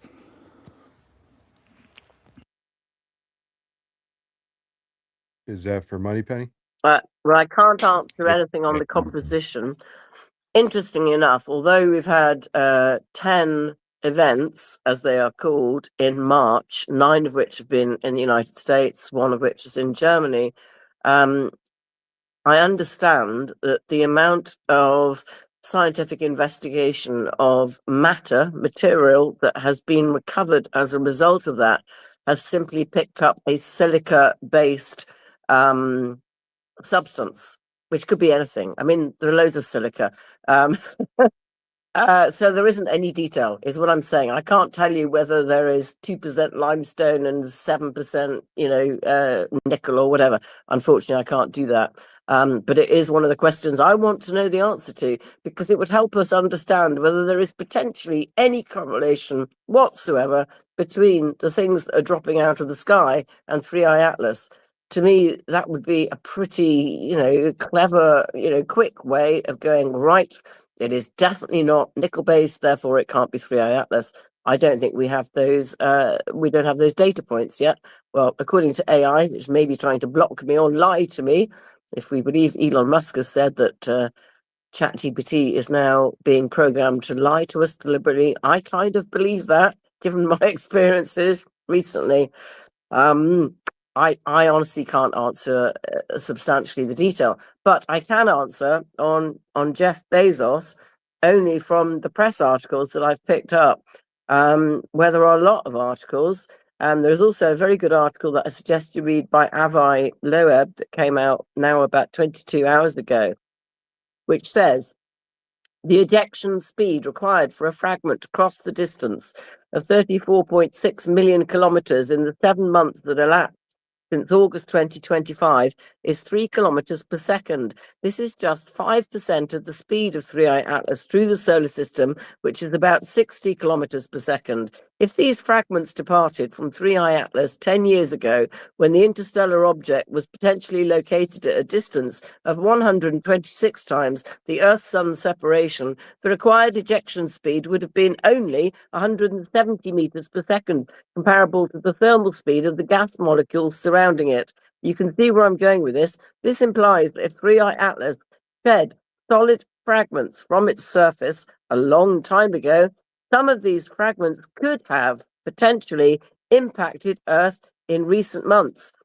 At which point we're thinking, he is agreeing this is possible. However, in the second half of March 2026, according to Avi Loeb, Earth arrived within its closest distance of 54.6 million kilometers from the path of the interstellar object 3I Atlas through the solar system.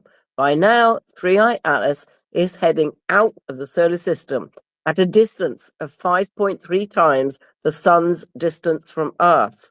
Back on August 8th, 12th, 2025, data, the Sphere X Space Observatory revealed a carbon dioxide gas plume extending out to a distance of 348,000 kilometers. Are you getting where I'm going with this? It's very detailed. Do you want to know what he concludes? I'm sure you do. Even in the most optimistic scenario, where half the mass of 3I Atlas was lost to fragments, no excess meteoroids larger than a large melon would be falling to Earth now. Basically, what he concludes. Although remember, he was the one that told us that this was not a comet or a meteorite, but an alien spaceship. So I'll leave it to you whether you believe him. And he mentioned they would be probes. Possible. Sure Well, did. a probe would be, I'm saying man-made. It would be manufactured. It would therefore be manufactured and clearly not the type of material that we have seen from photographs, if we are to be believing them, of the stuff that fell through the roof of a German house and an American house that came out of the sky. No, that's true. And he also, and I think NASA said, no, it's not, there's no debris whatsoever from 3I Atlas, even if you're seeing like a shooting star Don't believe a type. word NASA says. Personally, I don't believe a word they say. The more I investigate them, the more I don't believe it. Yeah, I don't believe them either. But obviously, it's not impossible that there's not larger pieces of debris. He just says it's not likely, but there could be. So I I agree I on don't that. know. Yeah, definitely. But wouldn't the trajectories be the same? So if we're going into a debris field from 3I Atlas, each one of those meteorites or whatever they are would be following the same trajectory, right? They wouldn't be coming in at different angles and different directions, would they? Yeah, of course they would. E equals mc squared, depending on the size of them, the density of them. They'd have a different mass and a different momentum, which would make sure that they would all be completely down to entropy and what thermal currents are coming through, or, everything that's passing through space that could bump it out the way. They're all going to be random, aren't they?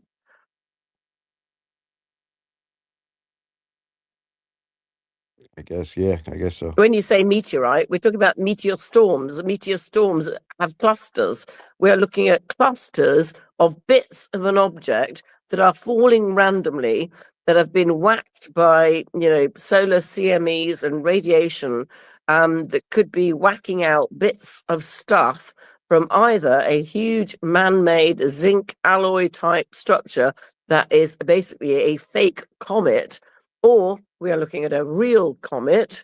Either way, they're still going to be smashed into smithereens, and depending on the size of the object, the density of the object, the amount of different stuff it's got in it that might be swayed by electromagnetic or thermal whatever's on the way through, and the amount of plasma it's going to pick up on the way through, they're all going to react differently. Has any of this debris been retrieved that anyone knows of? Yeah, so 2 bits have been retrieved, and they've both fallen through the house. So Germany, Belgium, I think it was about the size of a cantaloupe melon, fell through the house in Germany. And then there's a house, I think it's Ohio from memory. I was just listening to a podcast about it earlier. And they have retrieved some part of that. And not being funny, but if you go on social media, everybody has grabbed a stone out of their driveway and is showing us what their stones on their driveway.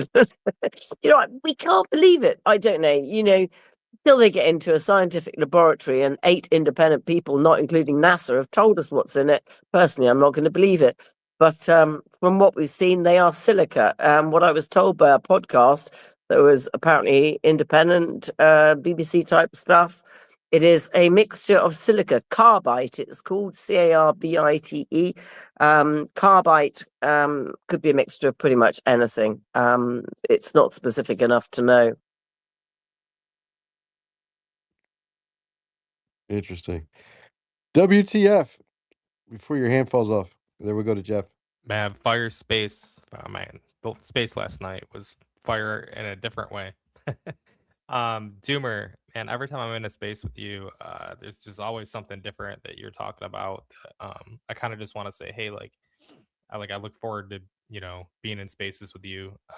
Usually, when you have really, I mean, I'm not trying to blow smoke up your ass, but like when you have a really intelligent person in the room, they're kind of a dick. And I mean, I've only been back on spaces for about 2 months, and you haven't been a dick to anyone in the room that I've been in with, and just want to say it's a pleasure being in the room with you. Thank you for saying I want that, to say man. like No, I thank you. talk about offensive topics, and a lot of people think because my views on offensive topics are offensive that I'm an asshole. So I get some dick confusion, but that's nice of you Okay. to say, man. So my interest with the binary system kicked off in 2012. You may have heard me share, but 2012 I was listening to Sadhguru speak in an amphitheater, and sure, like fast forward to today, this Sadhguru guy is fully weffed up, right? But World Economic Forum, all that. But he had a real actual enlightenment back in the day, like an actual awakening, and he's got a hell of a mind, and a lot of the people in his culture do too. And they study the great yugas, and so that's what kicked off my study in the field of a binary star system, which is that we rotate if you start at year 0, nearest to the binary star, sorry, with the closest line of sight to it, and then you take 25,000 years to get back to it. But I just wanted to say that since that time I've continued to study the subject, and I don't know when it will be, but I kind of look forward to being in a dedicated space with you one day where I could discuss this more with you. And Mav, thank you for going a little bit over on time tonight. It's been a really good space. So thank you. No problem. Fred wants to know, when I first met WTF, it was back when I first started running spaces, and I can't recall who I had on. It might have been Astral. And then WTF came up and he goes, "Yo, there's just been some solar activity. If you're in the Pacific region, use caution the next 24 hours because there's a good chance there's going to be a fairly large earthquake." And 2 hours later, a tsunami warning goes out from that 9.2 in Russia. that affected the whole Pacific. I'm like, there is no way that guy was just in my space 2 hours ago and predicted an earthquake in the Pacific, and now there's a tsunami warning for the entire Pacific region. And then I 8.1. jumped, I jumped in his DMs. I'm like, 8.8. how did you know this? Insane, insane. Thank you, WTF. Go ahead, Jeff. Hey, sorry to interrupt. Mav and Sarah, thanks you both for bringing me up. And Money Penny, I don't know if you remember my voice or not, but we used to share space a lot on another platform years ago. And I really haven't been on any social media for quite some time. But I don't remember what my hand was up, to be completely honest, anymore, because it's been a while. But what I wanted to say was, or some of the things I'll touch on, a lot of the solar activity that we've had, leading up to, what's the thumbs down for, Sarah? Oh, sorry. I was trying to give a heart. Okay, thanks for the heart. We've had some interesting solar activity. We were coming to the end of our 11-year solar maximum over the past, beginning of the year, and we saw a major uptick in that activity. As a matter of fact, we had some really high level proton events that caused the whole issue that we have with the Arctic, the polar vortex spillover, that caused the weather patterns that we've seen now for the past, month or so, that literally caused the areas where there's typically cold to be warm, and reverse weather patterns and things of that nature.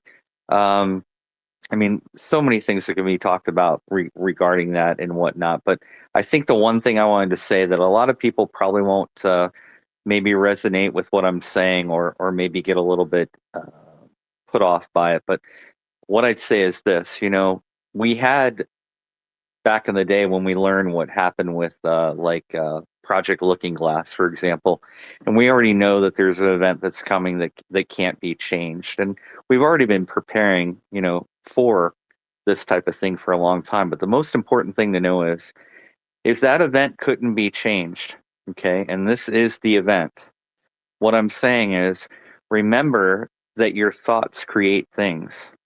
What you spend time on and what you think you create. Whatever's being shown in the news, the fear, uncertainty, and doubt, all of us are the I am race. We are creators and co-creators of this universe. What we think, we create. If you're watching the FUD, you will create exactly what's being shown to you. And whatever you're talking about, if you're not careful, you'll create what you don't want. So I just simply want to say, create what you want. Talk about what you want to create. And I know that's difficult because, I understand the purpose of the room and the talk. So I just wanted to share that. And that's all. It's great seeing everybody. I haven't been around for a while. And, I'm back, and, hope to hang out in some spaces, guys. So take care. Have a great evening. I'm going to hang out and listen. Thank you, Jeff. I gave you a follow. Thanks for it. I've heard that also. You can manifest what you talk about or think about. Absolutely Go ahead, love the Doomer. space, man. Absolutely love the space. I hit some people up here with some follows. So, man, I hope we can have this talk again, man. I appreciate all you guys up here. I'm glad you have the space, Mav, Pop, and Sarah, and Moneypenny. It's good to see you researching the things with the fervor that we should have in the rest, coming from the rest of journalism. Um, Jeff, you're obviously a good person, but this idea of thoughts producing the reality, there are obviously realities that are more or less inevitable, and our thoughts have a direct and indirect result on reality. However, there is such a thing as internalization and too much internalization, and neither logic nor empirical evidence suggests that the thoughts of the Jews or Anne Frank produced the Holocaust, or that it was the people sitting in the towers of 9/11 that brought those planes upon them, or the people who bought the tickets on the Titanic that caused the captain to miss the iceberg. And we need to ask ourselves whether we actually have the moral fiber for disclosure. Because if part of disclosure is a revelation of betrayal, the only way to prevent the worst consequences or mitigate the worst consequences of that betrayal is for that betrayal to actually be exposed to the sunlight. And if we negotiate our relationship on truth based on what is psychologically most comfortable, truth will continue to take a back seat. And in deference to psychological safety, actual greater harm is going to come. So I think humanity needs to really ask itself and renegotiate. Does it care more about what beliefs it wants for psychological stability? Or is it going to sacrifice some psychological stability to actually deal with the world as it is? And I don't think that I don't think that it's the intelligent nor moral decision to relegate reality um, to psychological safety. I think maybe we need to have a more optimistic view about the resilience of the human mind and the human spirit.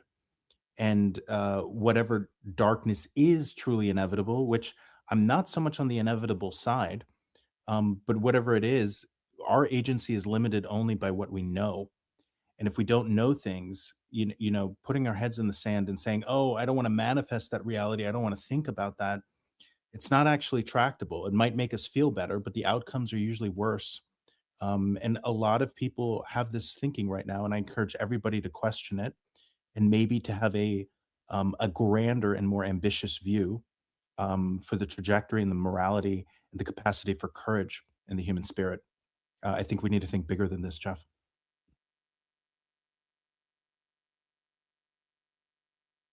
Thank I you, think Doomer. Can I tag on to that? Who said that? That was Keo. Yeah, sure. If Jeff Yeah. doesn't have a response, That, I that don't. was actually Don. yeah, can Oh, Go was ahead, it Don. Don? Yeah, go. Okay. I if I You had can your go hand. next. it's just attacking what Doomer's saying. I think the thing that he's describing is, I think we have to deal with our own mortality, because I think there has been, what happens when we die? Like, what is this experience that we're experiencing? And for a lot of people, I think in the case of like looking at manifestation of the current reality, is this idea perhaps that by not acting, in some religions, that the consequences of those who act improperly will have some type of punishment in the afterlife. And so I think it gets back to, like, I think sort of a philosophical question: exactly what is this reality that we're currently living in? And is it worth fighting for some type of moral framework that we all agree upon, that those who perpetrate evil where they harm others, that they should be punished um, in this current present, because it is worth preserving sort of whatever this is that we're experiencing now. Um, it's worth preserving it, and having the next generation experience this idea of exhibiting their choice of creation, that they of again, and not harming others, and actually creating a sort of expansionary phase for humanity.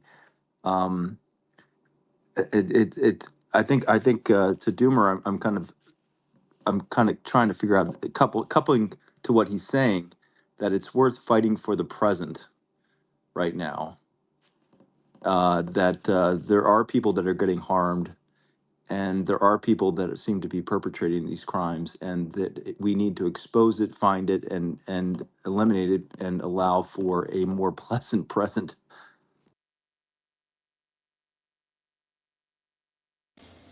I think that it is a combination of all of that.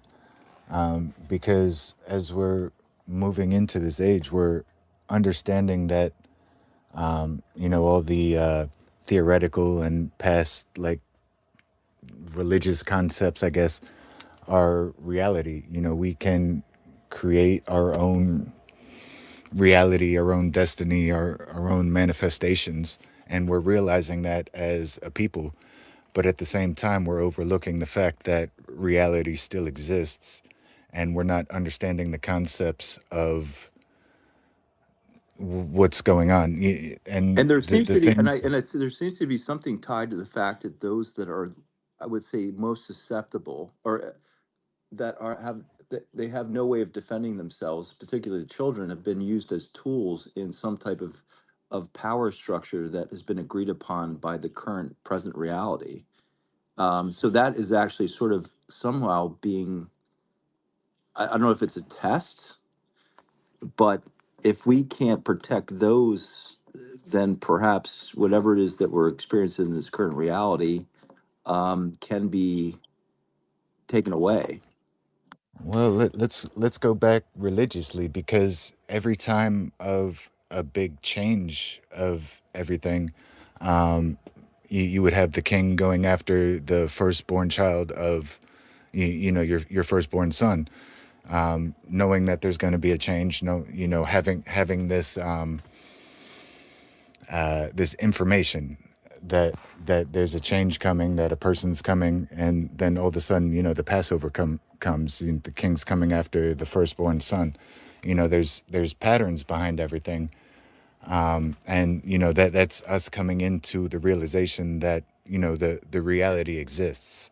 We can see the anomalies now, because we understand that there's a system in And place and where just to interrupt, it similarity seems like when happens. they take the children and they corrupt the children are disconnected from the divine, which is this idea of connection to love. Love And it. I hate to get into metaphysical aspects of it, but I think we've been trapped in this sort of consumerism of materialism that has trapped us in like what is comfort versus what is true and what is just, and it has taken us away from the connection to that would connect us all to creating greater happiness for everybody. We're trapped in a consumer model of materialism, and as I said, it's everything that we're seeing today might be it's almost too much is being thrown at the typical person, and I think it was there's a theory here that the human mind can only handle about three different things in order to interpret the events as they're unfolding. Past that is just chaos. So Well, you're talking about materialism. Well, what is materialism of innocence, of that connection to God, of that that childlike spirit? It is a child. So, what we're understanding, what we're seeing, is that children aren't safe. We're not safe. Nothing's safe. Like not like everything that connects us to God. The things that we're supposed to hold dear to us are under attack right now, when and that is the and I would manipulation. say Okay, guys. I like the subject matter, but it's getting a little bit off topic, and it's around time to close down the space. So I just want to give this opportunity to Money Penny. Any final thoughts, Money? Yeah, thank you. Um, what is it? 3, 4 hours? Mav, you're an absolute star. Mav and I both literally, if we were walking down corridors, we would have just smacked each other in the face because we were both our head in the clouds, fixated on correlations between different parameters that are in everybody's world at the moment. And the opportunity to be able to bring those together and discuss possibilities, conspiracy theories, facts, science, just had to happen. And you've made it happen. It's been hard work. It's been fascinating. I've learnt lots, and that's one of my motives in life, is that every day I get up, I have to learn something before I go to bed. Otherwise, there is no point, and I will stay awake as long as I can until I learn something. I will not sleep. I've learnt so much. And I hope other people have had a good time too, listening to us. So, Three Eye Atlas, 6 missing scientists, 3 of them RIP, rest in peace. It's a very serious topic.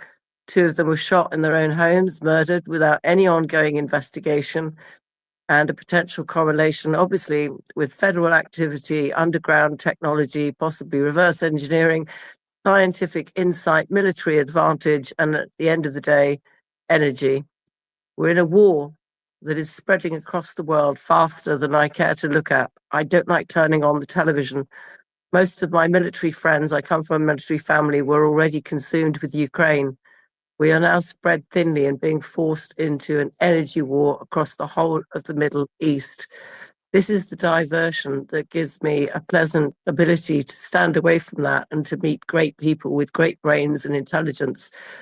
And I thank you for that. But I think we must make sure that we keep our heads on our shoulders and be sensible and realize and recognize there are real people suffering properly, real losses at the moment. And I want everybody to take a minute after they finish this space and just give thought to how lucky we are to be here and perhaps not be in the position of losing our loved ones and family tonight. Because believe me, a lot of people are not as lucky as us. Thank you. Thank you, Monty. Thank you for joining me tonight. We must be in sync. I just replied to your DM. I was doing the exact same thing.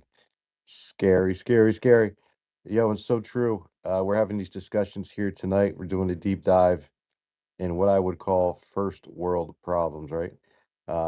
We're discussing what these fireballs are in the sky, what's going on with Three and Atlas. Is it aliens? Is it the government? Meanwhile, people are fighting for their lives around the world, and we are very blessed to not be in that situation. So thank you so much for bringing that up also, Money. Sarah Beth, thank you for jumping up as co-host. My other co-host was having some issues. Pop, thank you. Doomer, thank you for always jumping up. Art, my co-host from my other, well, totally different topic space. Tailspin After Dark on Friday nights. Gets a little spicy, not as serious and scientific as this space, more relationship driven. A lot of fun. Hey, Takes Mav, away. can I just respond to Monty Penny quickly? Sure, sure. Go Yeah, ahead, Doc. because I Go ahead. want to, the one thing that I see mentions, like I said, with Three Atlas and so forth, and I agree there's certain anomalies with this whole thing, but this advanced technology we already went through with the with SARS-CoV-2, with the pandemic, we already possibly went through a technology that we don't quite understand as well. And my question is, what did we learn from that? Because the one thing I keep coming back to is we're not really having conversations about this idea of fearing something of the unknown that possibly we might not be able to understand. And the question is, when there is a solution presented to us by these centralized authorities, do you just give in to them for a sense of security, or do you just sort of leap into the fact that we don't quite understand what it is that we're facing? And in the end, when we're presented with some type of solution by these elected officials, that we reject it. It's about tyranny and democracy.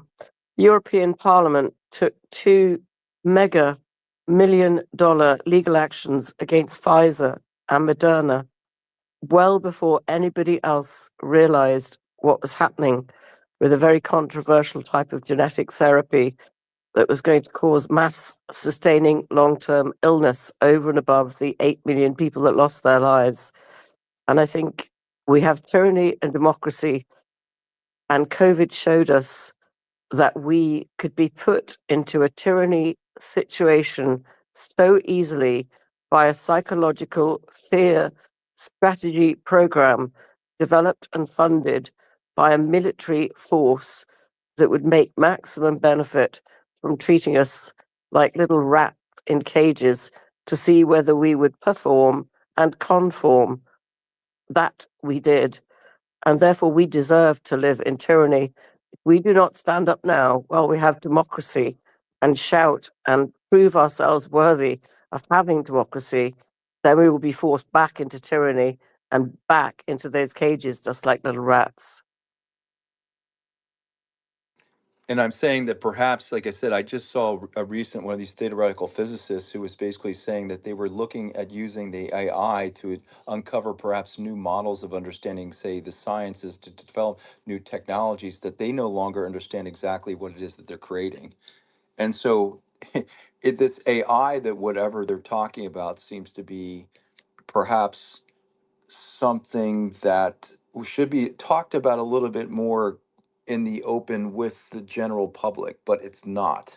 And I think it's in these gated communities that I think perhaps JFK talked about, these secret societies that are actually probably the biggest threat to our existence as governing ourselves under a principle of self-rule. It's too late. They have let that big tiger out of that cage.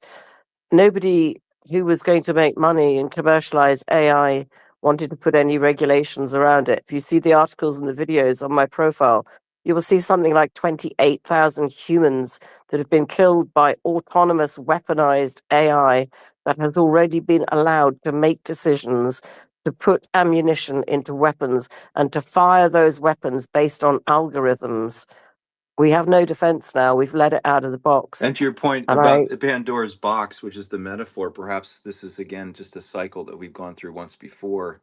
And perhaps this idea of movement transhumanism, we're looking again at sort of a synthetic biology because the bioweapons development must be happening with using AI of advancing sort of directed evolution of these viruses to mutate in a way that they're more pathogenic and more deadly. But then the idea is that they will have a synthetic solution. So you have a synthetic there's immune one system. thing we're all missing.